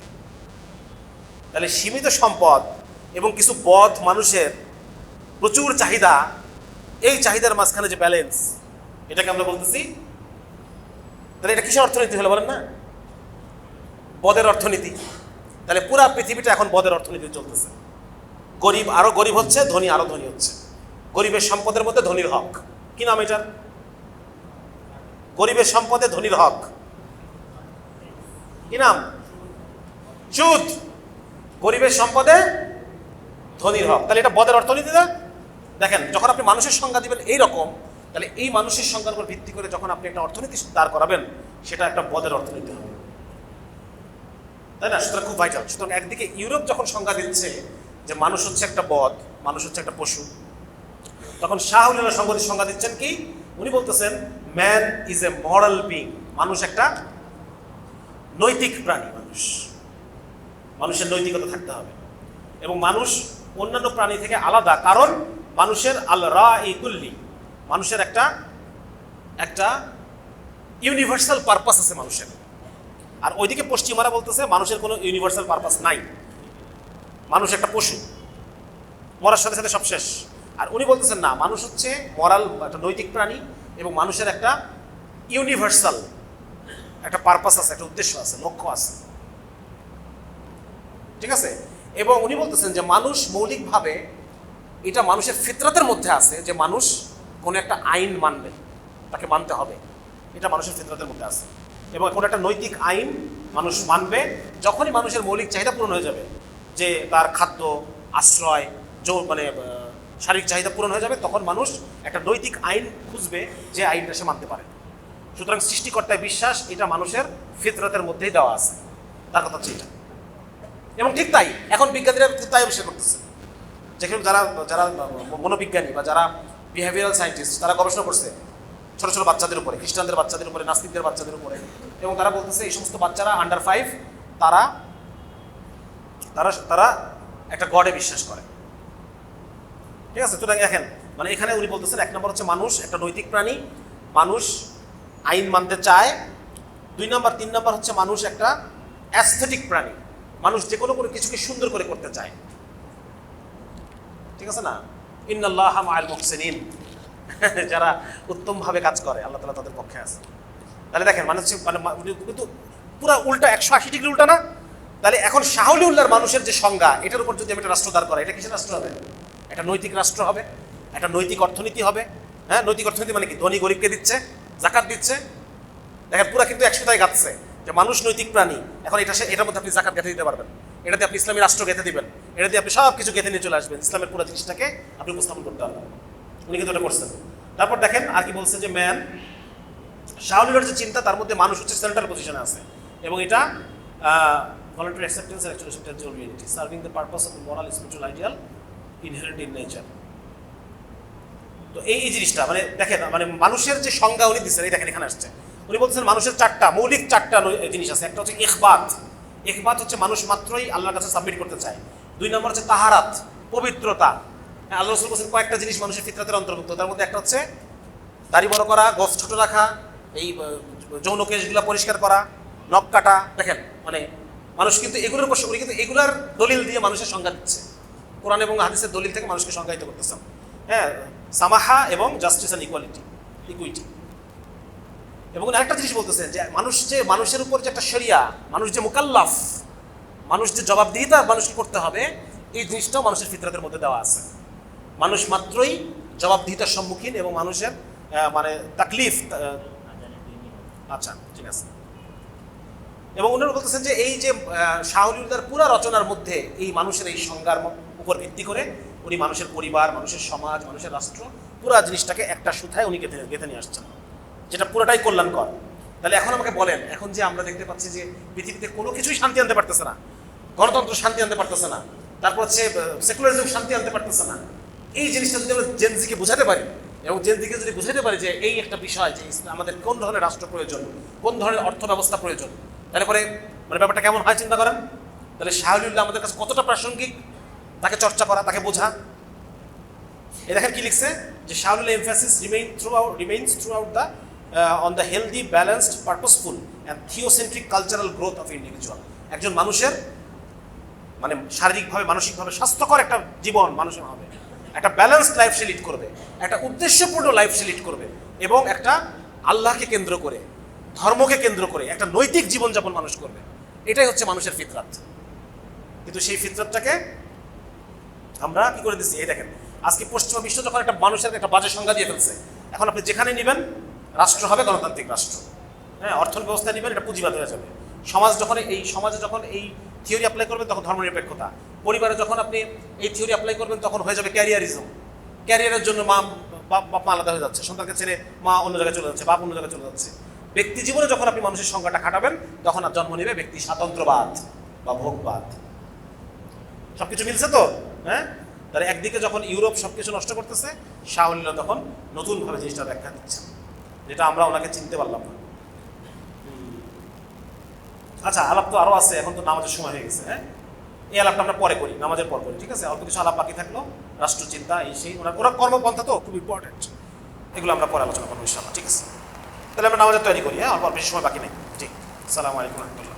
আচ্ছা, আমরা শাহ ওলিউল্লাহ মুহাদ্দিস দেহলভী রহমতুল্লাহ আলাইহির মানে ওনার যে চিন্তা চেতনাগুলো আমরা আলোচনা করতেছিলাম, এবং আমরা দেখলাম যে আসলে কত অদ্ভুত সুন্দরভাবে আমরা এখন ওইখানে ঢুকবো, আমরা বুঝতে পারবো যে তার সব পরিপূর্ণ আলোচনা আমি করতে পারবো না, বিশেষ করে রাষ্ট্র দর্শন এবং এই বিষয়গুলো আমি এখনো পড়া শেষ হয় নাই, আমি পরে আপনাদেরকে পরবর্তীতে আপনারা খেয়াল রাখবেন। আমি খুব প্রায়ই শাহ ওলিউল্লাহ মুহাদ্দিস দেহলভী রহমতুল্লাহ বিভিন্ন বিষয় নিয়ে আমি বিভিন্ন জায়গায় লেকচার দিব।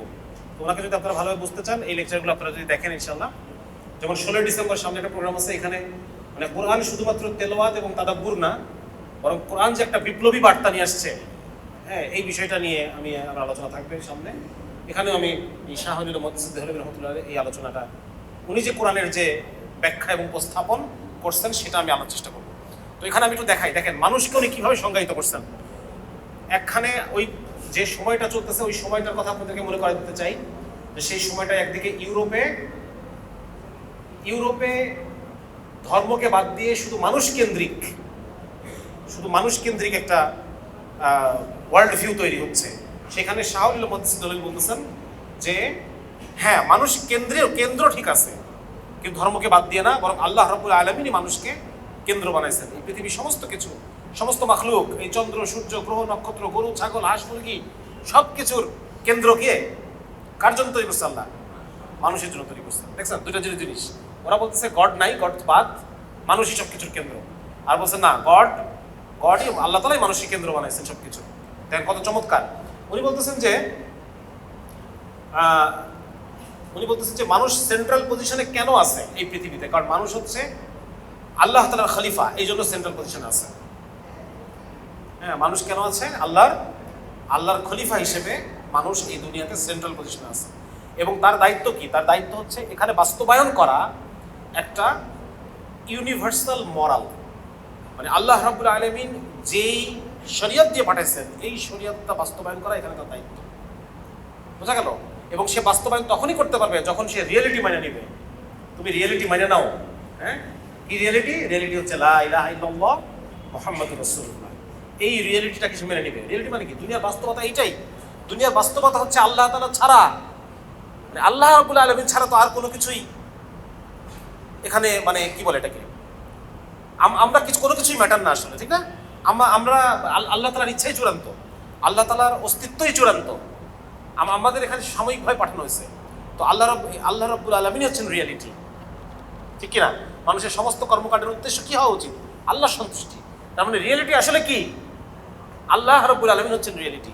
সুতরাং তুমি এই রিয়েলিটিকে যখন তুমি মেনে নেবা, তখন গিয়ে তুমি আল্লাহর পক্ষ থেকে আসা যে ইউনিভার্সাল, আল্লাহ তাআলা একটা মানে একটা নৈতিকতা, ইউনিভার্সাল একটা নৈতিকতা, একটা ভালো মন্দের ব্যবস্থা, জায়েজ না জায়েজ, ভালো মন্দ, লাভ ক্ষতির একটা ব্যবস্থা আল্লাহ তাআলা দিয়েছেন।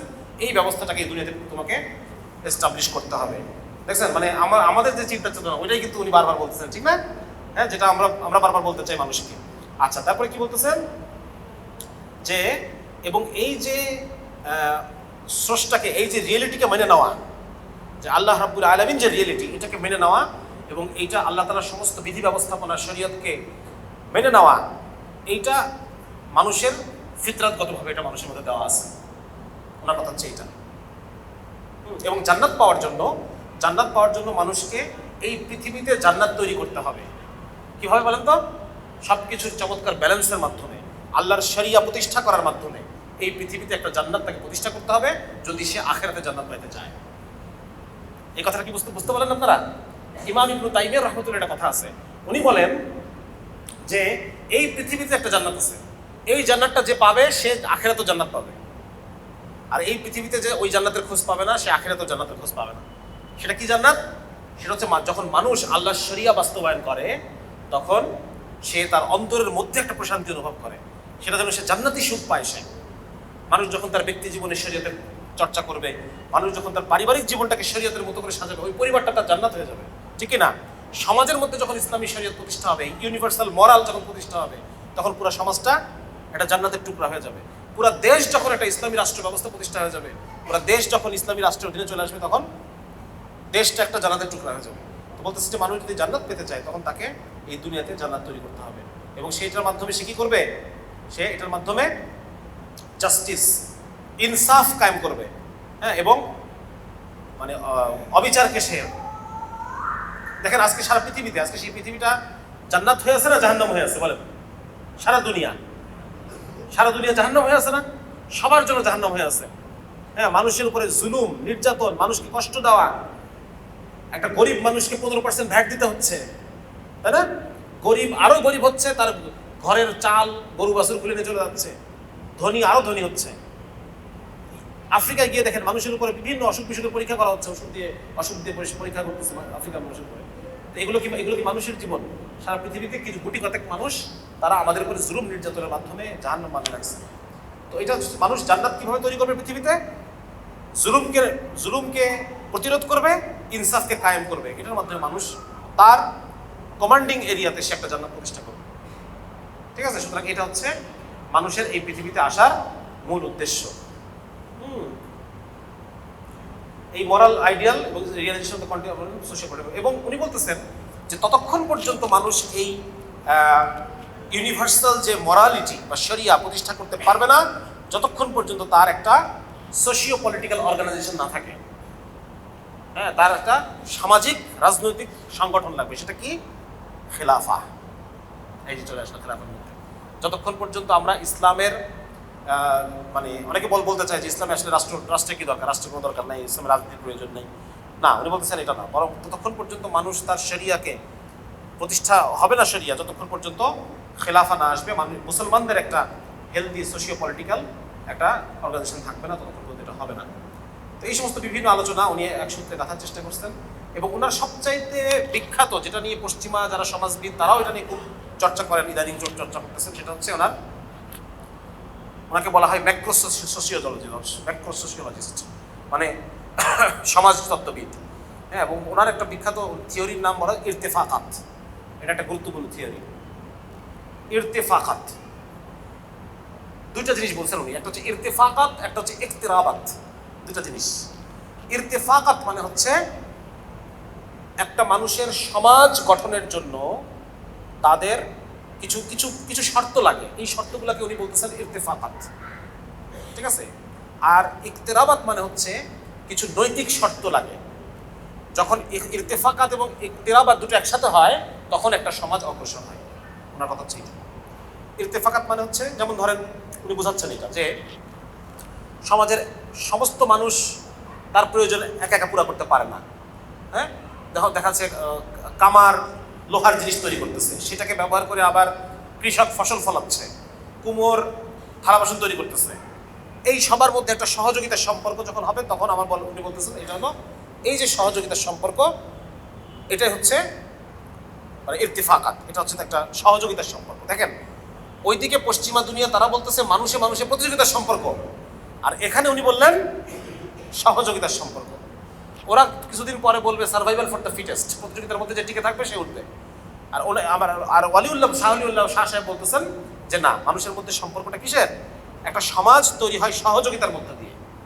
দুটা কিন্তু দুই জিনিস। ওরা বলতেছে প্রতিযোগিতা, উনি বলতেছেন সহযোগিতা। তাহলে এখন কি হবে, উনি বলতেছেন যে যখন সমাজের মানুষগুলোর মধ্যে একটা বিশেষ একটা লেভেল অফ সহযোগিতা হবে তখন তারা সমাজের প্রথম স্তরে প্রবেশ করবে। এই প্রত্যেকটা স্তরকে উনি বলতেছেন ইত্তেফাক, এক একটা ইত্তেফাক। হ্যাঁ, যখন প্রথম স্টেজে প্রবেশ করবে এবং সেখানে জাস্ট একটা মানে কিছু বেসিক নিডস তারা পূরণ করবে। একজনের কাছ থেকে, আমি কৃষকের কাছ থেকে ফসল কিনতেছি, কৃষক কামারের কাছ থেকে কাস্তে লাঙ্গল এগুলো কিনতেছে, এরকমভাবে একটা পরস্পর প্রয়োজন পূরণ করবে। এটা একটা প্রাথমিক অবস্থা। 2 নম্বর হচ্ছে যখন তাদের প্রাথমিক জিনিসগুলো পূরণ হয়ে গেল, এখন এই সমাজের মধ্যে কিছু মানুষ থাকবে যারা নলেজেবল পারসন, যারা জ্ঞানী। এই জ্ঞানীরা তখন চিন্তা করবে কিভাবে আমরা, উনি একটা জিনিস বলছেন যে মানুষের আরেকটা মৌলিক বৈশিষ্ট্য হচ্ছে মানুষ সৌন্দর্য পছন্দ করে। মানুষ সৌন্দর্য, এটাকে আমরা নাম দিয়েছেন জাফারা, সৌন্দর্য পছন্দ করে, আরো সুন্দর করে করতে চায়, আরো সহজভাবে করতে চায়, আরো ভালোভাবে করতে চায়। তাহলে কিছু মানুষ যারা নলেজেবল পারসন তারা জিনিসটাকে আরো কিভাবে ভালো করা যায়, আরো কিভাবে বেশি ফসল ফলানো যায়, আরো কি বলা যায়, আরো কিভাবে ভালো জিনিস তৈরি করা যায়, আরো কিভাবে সুখ উৎপাদন করা যায়, এগুলো তারা চিন্তা ভাবনা করবে। এবং তখন এই সমাজটা তখন পরবর্তী স্টেজে প্রবেশ করবে, যেটার নাম হচ্ছে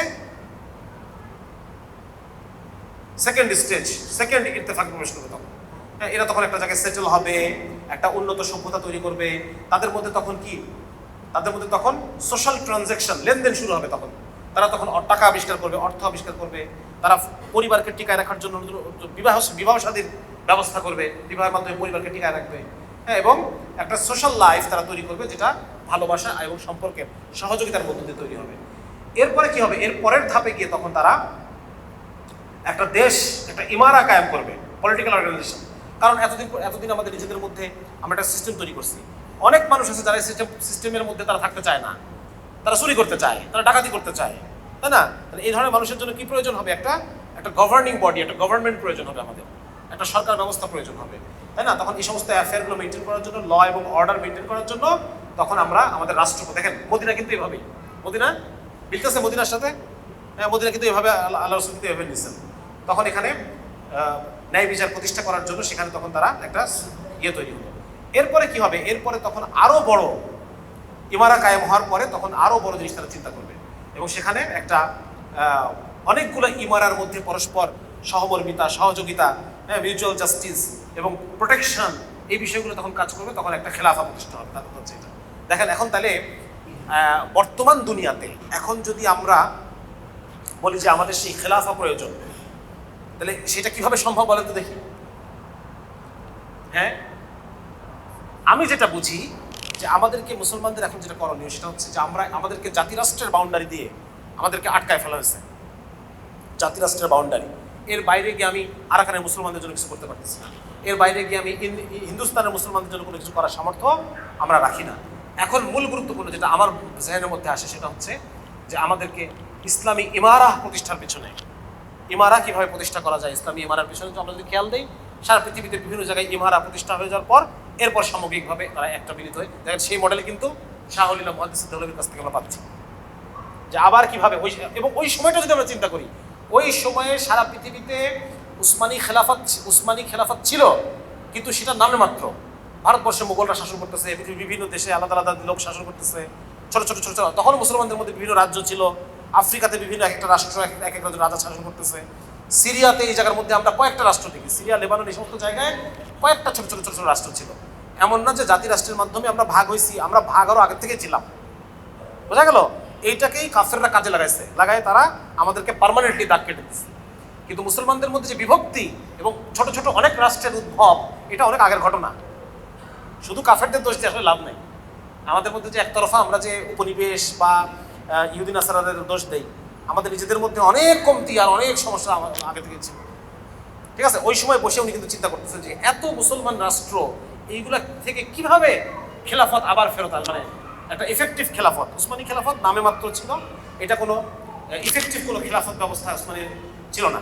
এবং 1700 সালের এই সময়টাতে যখন শাহ ওলিউল্লাহ হায়াতে আছেন, তখন উসমানী খেলাফত প্রতিনিয়ত প্রচুর পরিমাণে ল্যান্ড লস করতেছিল, হারাই ফেলতেছিল, পরাজয় বরণ করতেছিল। ইউরোপের বিস্তীর্ণ এলাকা স্বাধীন হয়ে গেছে, রাশিয়ার কাছে পরাজিত হচ্ছে, ব্রিটেনের কাছে মিশর হারাই ফেলছে। এরকম একটা সময়ে গিয়ে শাহ ওলিউল্লাহ বলতেছেন যে খেলাফত যদি আমাদেরকে আবার ফিরায় আনতে হয়, তাহলে পরে এইভাবে শুরু করতে হবে। এবং এই আলোচনাটা আপনারা অনেক জায়গায় পাবেন, ইবনে খালদুনের কাছে পাবেন। উনি বলবেন যে কয়েকটা স্তরে সভ্যতা তৈরি হয়। তার মধ্যে একটা হচ্ছে যারা কুরবানিওয়ালা মানুষেরা, তারা সভ্যতা তৈরি হয়। যারা কুরবানি করবে, মানে এরা হচ্ছে প্রথম গ্রুপ, তাদের হাতে সভ্যতা উত্থান ঘটবে। ইবনে খালদুনের সাথে মিলায় পড়লে এগুলো আরো সুন্দরভাবে বোঝা যায়। তার মানে আমরা বুঝলাম যে 4টা স্টেজ উনি বলতেছেন। একটা হচ্ছে সমাজ, সমাজের পরে এটা হয়ে গেল পরবর্তী সেকেন্ড ধাপ সমাজের, এরপরে এটা হয়ে গেল একটা রাষ্ট্র বা ইমারা হয়ে গেল, এরপরে এটা হয়ে গেল অনেকগুলো ইমারা মিলে একটা খেলাফা হয়ে গেল। হ্যাঁ, সুতরাং এখানে কিন্তু আমরা একটা দিক নির্দেশনা পাই। এটা নিয়ে যদি আরো গবেষণা করে আমাদের ওলামায়ে কেরাম, এখান থেকে আরো জিনিস বেরোবে ইনশাআল্লাহ, যেটা আমাদের সামনে একটা পরিপূর্ণ। অনেকে বলেন আপনাদের রোডম্যাপ কি, সেখান থেকে আমাদের রোডম্যাপ উঠে আসবে এক সময়, যে কিভাবে আমরা সমাজ তৈরি করতে পারি। দেখেন আজকে কি একটা জায়গা আপনারা দেখাতে পারবেন যেখানে ইসলামী সমাজ আছে? হ্যাঁ, আপনারা যারা ধরেন দিনের কাজ করেন, আপনারা বিচ্ছিন্নভাবে একজন এক জায়গায় থাকেন, কিন্তু পরিপূর্ণ ইসলামী সমাজ বলে কিন্তু কোনো কিছু নাই। সুতরাং অ্যাট ফার্স্ট আমরা এরকম একটা টার্গেট নিতে পারি যে আমার এলাকায় আমি একটা ইসলামী সমাজ প্রতিষ্ঠা করব, যেখানে আমরা সবাই প্র্যাকটিসিং মুসলমান, যেখানে আমাদের লেনদেনগুলা ইসলামী শরীয়ত মোতাবেক হবে, যেখানে আমাদের পার্টনারশিপ বিজনেসগুলো ইসলামী হালাল হারাম জায়েজ না জায়েজ মোশারাকা এগুলোর মাধ্যমে হবে। হ্যাঁ, এরকম যদি একটা করতে কর্জে হাসানার মাধ্যমে আমরা এই করবো, আমাদের জাকাতগুলো আমাদের সোসাইটির মধ্যে ইমপ্লিমেন্টেশন হবে। এরকম একটা সমাজকে আমরা প্রতিষ্ঠা করতে পারবো? বলেন তো দেখি, করা সম্ভব কিনা? এটা কিন্তু সম্ভব, এটা কিন্তু সম্ভব। যদি আপনারা মনে করেন যে আমরা সমাজের একটা এলাকার মধ্যে আমরা ওই ভাইগুলোই বাসা ভাড়া নিব যারা আমরা প্র্যাকটিসিং, ওই এলাকার মধ্যে আমরা বাসা ভাড়া নিলাম, বাসা ভাড়া নিয়ে আমরা ওইখানে একটা আমাদের সন্তানদের জন্য আমাদের মতো করে একটা স্কুল, একটা মাদ্রাসা, আমাদের মেয়েদের জন্য আমাদের শিক্ষার ব্যবস্থা, মহিলাদের জন্য মস্তুরাতের কোনো একটা তালিমি তরবিয়তি পয়েন্ট, ঠিক আছে? এভাবে করে আমরা যদি একটা সমাজ একটা গঠন করে দেখাইতে পারি, তখন এটা দেখা যাচ্ছে অনেক মানুষ যারা দিন বোঝে না, তাদের সামনে একটা উদাহরণ হিসেবে এটা পেশ করা যাবে। এবং এভাবে আস্তে আস্তে একটা জিনিস উঠে, ঠিক কিনা? হ্যাঁ, তো আমরা এটা ইত্তেফাকাত তত্ত্ব, যেটা এটা ওনার একটা গুরুত্বপূর্ণ তত্ত্ব।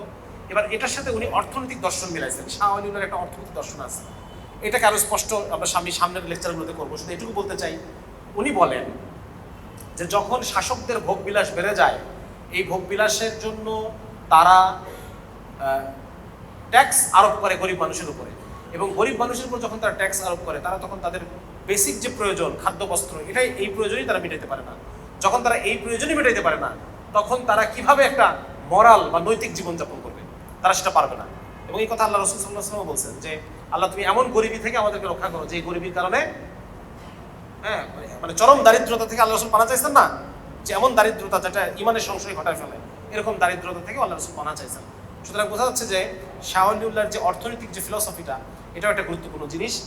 উনি বলতে চান যে শ্রমিক শ্রেণীকে অর্থনৈতিক ন্যায় বিচার না দেওয়া পর্যন্ত কোনো রাষ্ট্র, কোনো জাতি উন্নতি করতে পারবে না, কোনো রাষ্ট্র শক্তিশালী হতে পারবে না, কোনো সমাজ, সিটি স্টেট এক ধাপ থেকে আরেক ধাপে যেতে পারবে না। কতক্ষণ পর্যন্ত? যতক্ষণ যারা শ্রমিক শ্রেণী, তারা যতক্ষণ পর্যন্ত অর্থনৈতিকভাবে ন্যায় বিচার না পায়। শাহ ওলিউল্লাহর 100 বছর পরে, 1 থেকে 150 বছর পরে গিয়ে কার্ল মার্কস, আপনারা জানেন সমাজতন্ত্রের জনক, সে বলতেছে এই কথা যে শ্রমিক শ্রেণীর উন্নতি চাই। অথচ শ্রমিক শ্রেণীর যে উন্নতি দরকার, এটা কি আগে বলছে? এটা শাহ সাহেব আগে বলছেন, ঠিক আছে? সুতরাং এটা একটা গুরুত্বপূর্ণ জিনিস যে মানে একটা নৈতিক জীবনযাপনের জন্য তার বেসিক নিডগুলো প্রয়োজন হইতে হবে, মানে পূরণ হইতে হবে। এবং এই নিড যদি পূরণ আমরা না করতে পারি, তাহলে পরে মানুষ মানে কি বলে, দিনী জীবনযাপন বা নৈতিক জীবনযাপন করতে পারবে না। এই দেখেন, যে সমাজ ব্যবস্থা শ্রমের প্রকৃত মূল্য দেয় না, তার অবসান হওয়া আবশ্যক। এখান থেকে যে উনি একটা কথা আছে যে সব ভেঙে দাও, সব ভেঙে তছনছ করে দাও, এবার নতুন করে সৃষ্টি করো।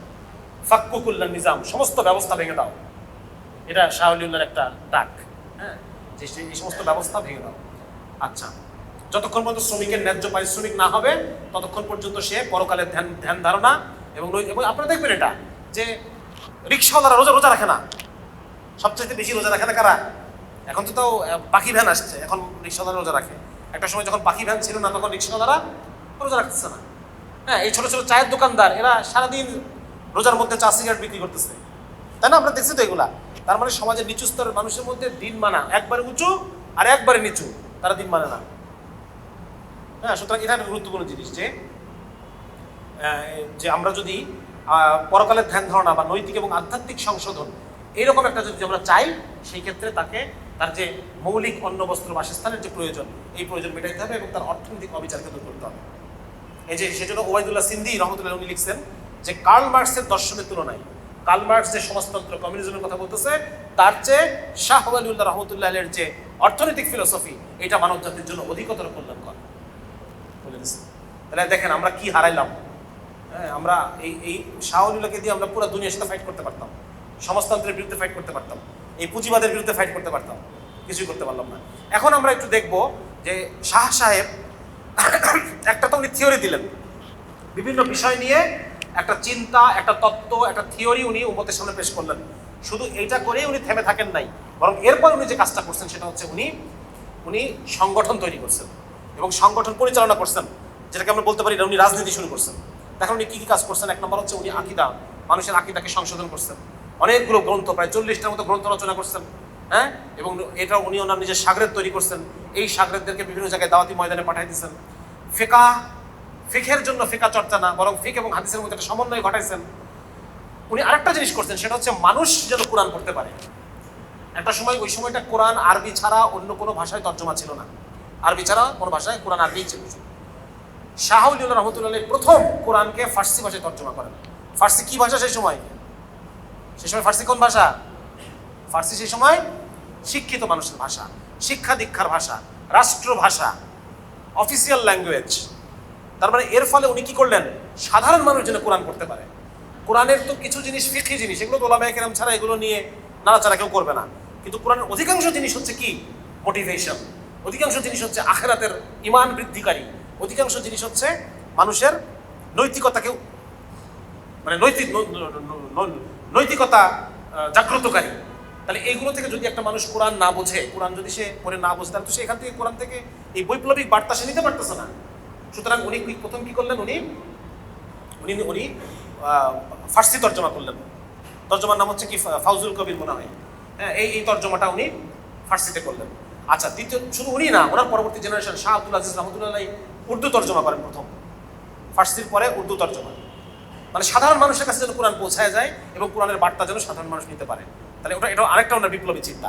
3 নম্বর হচ্ছে ইসলামী শরীয়তের মজবুত এবং মানে খুব গভীর থেকে ইসলামী শরীয়ত উনি প্রমাণ করছেন। শুধুমাত্র আমি তো বিশ্বাস করি, বাকি এই বিশ্বাসটাকে মজবুত করার জন্য বুদ্ধিবৃত্তিক প্রমাণ উনি উপস্থাপন করছেন। সুন্নাতের তত্ত্ব, রহস্য এবং উদ্দেশ্যকে উনি মানুষের সামনে খুলে খুলে, হ্যাঁ, যুক্তিভিত্তিকভাবে উনি এটাকে বলছেন। 4 নম্বর হচ্ছে ইসলামের যে খেলাফতের মর্যাদা, এই মর্যাদাকে উনি ব্যাখ্যা করছেন এবং খেলাফতের রাশিদার বৈশিষ্ট্য ব্যাখ্যা করছেন। সেই সময়কার যে সমস্ত বাতিল ফেরকা ছিল, শিয়া ছিল আর অন্যান্য যারা, তাদেরকে উনি রদ করছেন, বিদআতের বিরুদ্ধে উনি লেখালেখি করছেন। 4 নম্বর হচ্ছে উনি উম্মতের বিভিন্ন তবকাওয়ারি মেহনত করছেন। হ্যাঁ, তবকাওয়ারি বিভিন্ন চিঠিপত্র লিখছেন, বিভিন্ন করছেন, তবকার উপরে কাজ করছেন। হ্যাঁ, এবং দেখেন উনি এই দেখেন এখানে এই আলোচনাটা দেখেন 1731 খ্রিস্টাব্দে ইমাম ওয়ালিউল্লাহ দিল্লির রাজ সিংহাসনের বিপর্যয় এবং বিশৃঙ্খলা রোধ করার উদ্দেশ্যে সম্পূর্ণ নিজ দায়িত্বে একটি বৈপ্লবিক কর্মপন্থা গ্রহণের সিদ্ধান্ত গ্রহণ করেন। ফরাসি বিপ্লবের 58 বছর পূর্বে উপমহাদেশের ইতিহাসে এই বৈপ্লবিক ঘটনা সংঘটিত হয়।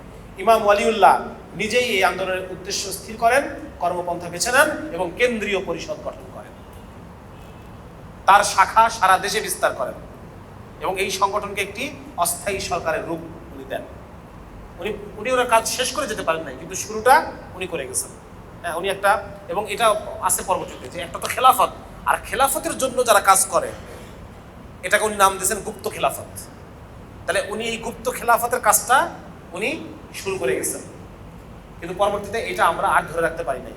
সেই আলোচনা আজকে আমরা যাবো না, এটার পরে কি হলো না হলো এবং তার রাষ্ট্রচিন্তা, এটার বিস্তারিত আলাপ। আমি খুব সংক্ষেপে এখানে কিছু জিনিস নিয়ে আসছি। উনি ইসলামী রাষ্ট্র কেন প্রয়োজন এটা উনি বুদ্ধিভিত্তিকভাবে প্রমাণ করছেন।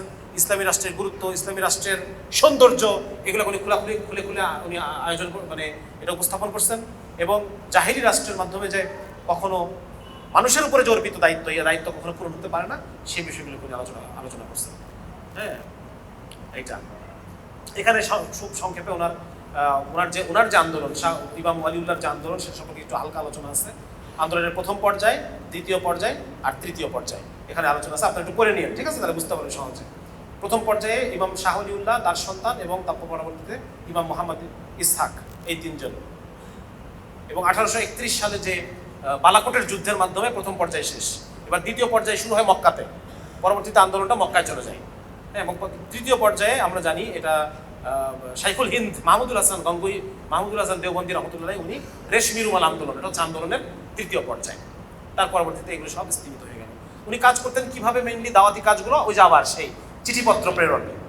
হ্যাঁ, সমস্ত যারা রাষ্ট্রের ভিতরে যারা পজিশন হোল্ড করে, যাদের ক্ষমতাশালী যারা অফিসার, যারা এলিট, তাদের কাছে নিয়মিত তারা চিঠি লিখতেন। এবং উনি বের করতেন যে কার মধ্যে এখনো পর্যন্ত মুসলমানের যে গায়রত, এইটা এখনো পর্যন্ত অবশিষ্ট আছে, তাদেরকে উনি বেশি বেশি চিঠিপত্র লিখতেন।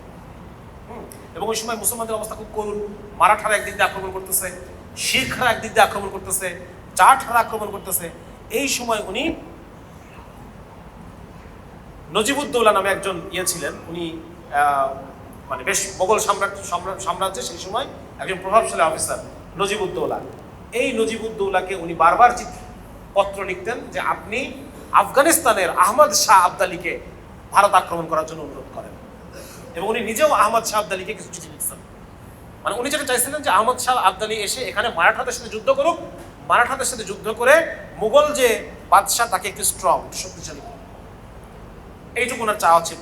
পরবর্তীতে আহমদ শাহ আবদালি আসে এবং তার আহমদ শাহ আবদালি এবং মারাঠা, এদের মধ্যে যুদ্ধ হয়। যুদ্ধটার নাম কি? কে বলতে পারবে? পানিপথের তৃতীয় যুদ্ধ। হ্যাঁ, আমরা ইন্টারমিডিয়েটে থাকার সময় পড়ছিলাম, এটা নাটক পড়ছিলাম, কি যেন নাম? রক্তাক্ত প্রান্তর। হ্যাঁ, ইব্রাহিম কার্দি, হ্যাঁ, তারপর কে কারা ছিল। তো এই যে রক্তাক্ত প্রান্তর, এটা লেখা হচ্ছে পানিপথের তৃতীয় যুদ্ধ নিয়ে। তো পানিপথের তৃতীয় যুদ্ধ সংগঠিত হয়, এরপর আহমদ শাহ আবদালি নিজের দেশে চলে যায়। কিন্তু এই যে বিজয়টা, মারাঠাদেরকে পরাজিত করা, এটাকে যে মুসলমানরা ক্যাশ করার কথা ছিল, এই ফসল মুঘল সম্রাটরা ঘরে উঠাতে ব্যর্থ হয়। হ্যাঁ, মারাঠাদের পরাজিত করার কারণে যেটা হয়, এই উপমহাদেশে একটা পাওয়ার ভ্যাকুয়াম তৈরি হয়ে গেল। এই পাওয়ার ভ্যাকুয়াম ক্যাপচার করে কারা? হ্যাঁ, ব্রিটিশরা। মানে আহমদ শাহ আবদালি এসে যে মারাঠাদের পরাজিত করে গেল, এটা তো মুঘলরা ক্যাপচার করবে জিনিসটাকে নাকি? সে তার দেশে ফিরে গেছে। মুঘল বাদশার উচিত এখন শক্তিশালী হওয়া, সে সেটা করতে ব্যর্থ হয়ে গেল, সেটা করলোই না। ওই সময় যে বাদশা ছিল, সে ছিল একটা মদারু। তার মা তাকে এতবার করে বলছে তুই আয়, তুই রাজকার্য একটু বুঝে নে, সে ওই তার মতো মজে মধ্যে আছে। তো এই আর কি। তো সুতরাং ওই একই কর্মপন্থা।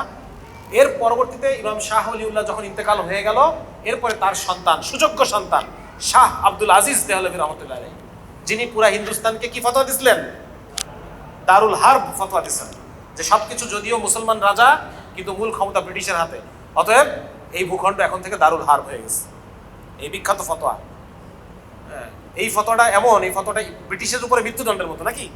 ব্রিটিশের উপরে এটা যেন একটা মৃত্যুদণ্ডের মতো, কিন্তু এটাও আমরা ক্যাশ করতে ব্যর্থ হয়েছি, আল্লাহ তাআলার ইচ্ছা। তো ইমাম আব্দুল আজিজ যে কাজটা করতেন, উনি বক্তৃতা করতেন, প্রতি সপ্তাহে 2টা জনসভায় বক্তৃতা করতেন। এবং মানে তরুণ দল গঠন করা হয়েছে, তরুণ দল বিভিন্ন জায়গায় কাজ করছে, আজকে আমরা যেভাবে করতেছি অনেকটা ওই রকম। এবং এই জন্য মহিলাদের ত্যাগ ছিল, মহিলারা সোনার গয়না খুলে খুলে দিচ্ছে, যাব তোমরা কাজ করো। মসজিদে মসজিদে প্রচার করতেন তার যে এই বিপ্লবী আদর্শ। এবং শাহ ওয়ালিউল্লাহ এই জিনিসটা করছিলেন, সেটা হচ্ছে তরিকতের যে বায়াত। দেখেন, এটা খুব গুরুত্বপূর্ণ জিনিস, আপনাদের সাথে জিনিসটা শেয়ার করি। শাহ ওয়ালিউল্লাহ মুহাদ্দিস দেহলভী, উনি একজন মুহাদ্দিস, ঠিক আছে? উনি রফিয়ে দান করতেন। কি করতেন? হ্যাঁ, উনি একটা মুজতাহিদ। উনি যেহেতু একজন মুজতাহিদ আলেম, ওনার নিজস্ব কিছু সিদ্ধান্ত ছিল। পরিপূর্ণ হানাফির উপর উনি চলতেন না, রাফুল ইয়াদাইন করতেন, আরো কি যেন করতেন। কিন্তু দেখেন, এরপরও মক্কাতে শিক্ষা গ্রহণ করছিলেন, হ্যাঁ, কিন্তু এর পরও চিন্তা করেন, কিন্তু তাসাউফ যে জিনিসটা, এটাকে কিন্তু উনি বাতিল ঘোষণা এটাকে করেননি। তারপর হচ্ছে হাজী শরীয়তুল্লাহ মক্কা থেকে আসছে, সংস্কার শুরু করছে, তাসাউফকে কিন্তু বাতিল ঘোষণা করেন নাই। কারণ এই এলাকার মানুষের হেদায়েতের সাথে তাসাউফের একটা গভীর সম্পর্ক আছে। এই এলাকার মানুষের তবিয়ত অবস্থা ভিন্ন রকম, যার কারণে আল্লাহ রাব্বুল আলামিন এই এলাকার মানুষের হেদায়েতের জন্য একটা সফট পন্থাকে আল্লাহ তাআলা গ্রহণ করছেন। এবং মানুষের মধ্যে যারা সুফিরা এসে ভালোবাসা দিয়ে এইসব বলে মানুষকে ইসলামের দিকে দীক্ষিত করছেন।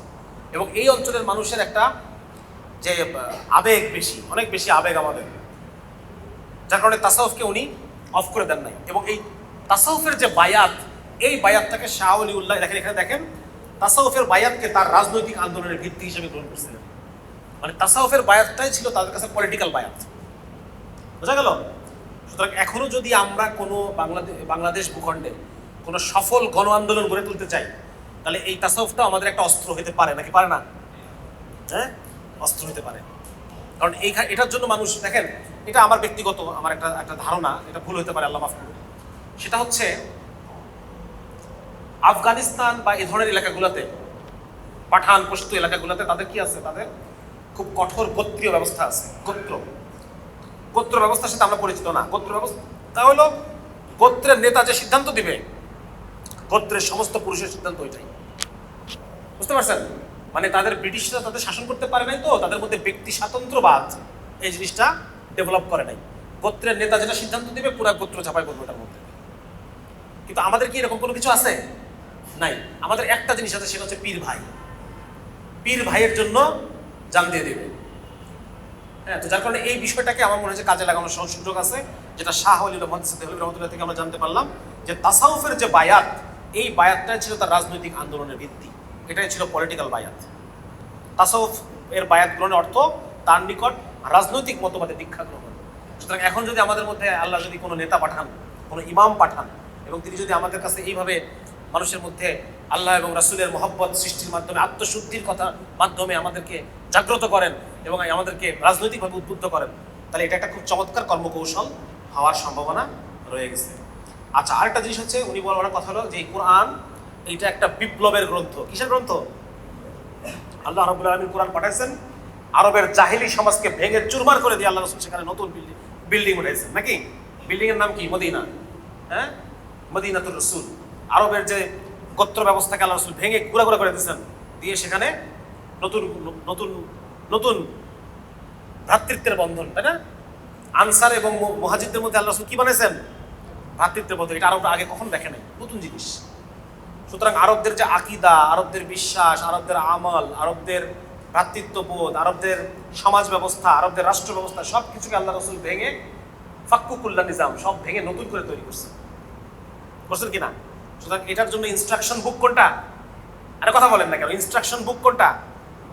কোরআন। শাহুল দেহলভী বলতেছেন যে এই কোরআন হচ্ছে একটা বিপ্লবী গ্রন্থ। আজকের দিনেও যদি আমরা বিপ্লব করতে চাই, কোরআন লাগবে আমাদের। এবং কোরআন যেভাবে কাজ করছে, কোরআনের মাধ্যমে, সিরাতের মাধ্যমে আল্লাহ রাসূল সাল্লাল্লাহু আলাইহি ওয়াসাল্লাম কোরআনকে সামনে রেখে যেভাবে আগাইছেন, আজকে আমাদেরকেও ঠিক একইভাবে আগাইতে হবে। এবং এই কোরআনের মধ্যে আছে অলৌকিক শক্তি, এবং কোরআনের অলৌকিকতাকে প্রমাণ করার জন্য শাহ ওলিউল্লাহ তার সারা জীবনের চেষ্টা ছিল কোরআন যে একটা অলৌকিক, এবং শরীয়ত যে মানা ছাড়া আপনার যে আর কোনো উপায় নাই, এই বিষয়টা শাহ ওলিউল্লাহ চিন্তার একটা কেন্দ্রীয় জায়গা, ঠিক আছে?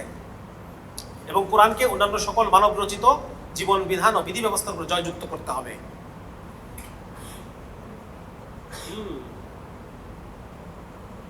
আচ্ছা, এখানে একটা গুরুত্বপূর্ণ জিনিস, আমাদের অনেক ভাই মনে করেন যে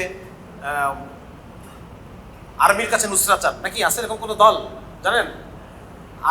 আর্মির কাছে বারবার নুসরার আবেদন করে। নুসরা, শাহ ওলিউল্লাহ বলতেছেন যে এই যে নতুন করে যে ইসলামী রাষ্ট্র বা খেলাফা আনা, এটা কোনো একমাত্র কোনো কেন্দ্রীয় শক্তির অধীন একটি ত্যাগী, একনিষ্ঠ, সুসংবদ্ধ, ঐক্যবদ্ধ দলের মাধ্যমে হওয়া সম্ভব। কোনো ভাড়াটিয়া বা পেশাদার কোনো ফৌজদার এরকম কাজ সম্ভব না। ভাড়াটে সৈন্য দিয়ে এই কাজ হবে না। এটার জন্য একটা মানে বুনিয়ান ও মারসুস, একটা ঐক্যবদ্ধ সীসা ঢালা প্রাচীরের মতো একটা দল প্রয়োজন, যাদের একজন আমির থাকবেন, যাদের একটা নির্দিষ্ট এজেন্ডা থাকবে, হ্যাঁ, যাদের জেহেন ক্লিয়ার, সাফ, এরকম একটা দল লাগবে। ফাইনালি আমি আমার আলোচনা শেষ। আমি লাস্টে পি হার্ডি নামে একজন ঐতিহাসিক, ওনার আলোচনা দিয়ে আমি শেষ করতে চাই।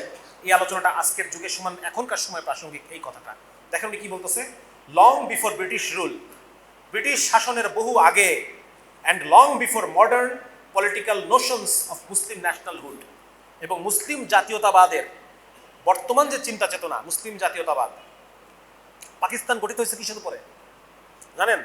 মুসলিম জাতীয়তাবাদের উপরে, তাই না? তারপর হচ্ছে আজকে আমাদের যে সমস্ত গণতান্ত্রিক ভাইরা যারা আছেন তারাও মুসলিম জাতীয়তাবাদে বিশ্বাসী, মুসলিম জাতীয়তাবাদ।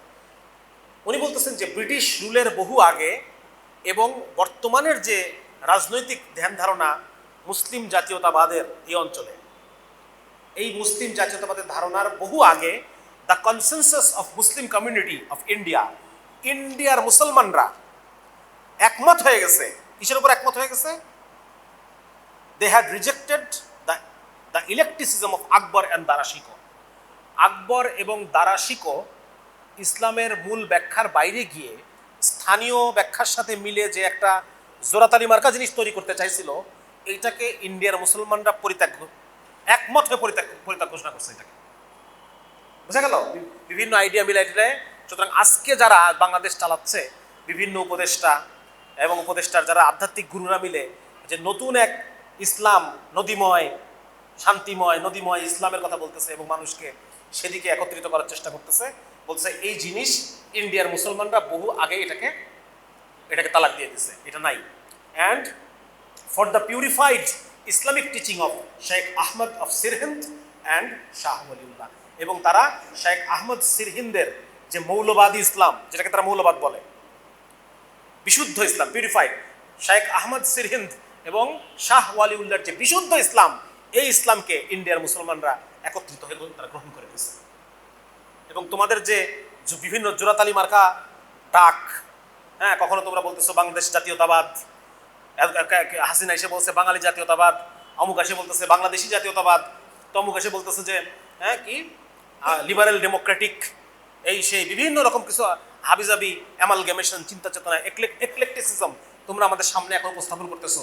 এগুলোকে ভারতের উপমহাদেশের মুসলমান ব্রিটিশ আসার আগে এগুলোকে 3 তালাক দিয়ে দিচ্ছে, এবং তারা ইসলামের যে বিশুদ্ধ অবস্থান, ইসলামের যে আদি ও আসল মৌলবাদী চেতনা, সেটাকে এই ভারতের উপমহাদেশের মুসলমানরা সাদরে গ্রহণ করে দিয়েছে। তাহলে এটা একজন পশ্চিমা একজন ঐতিহাসিকের মূল্যায়ন।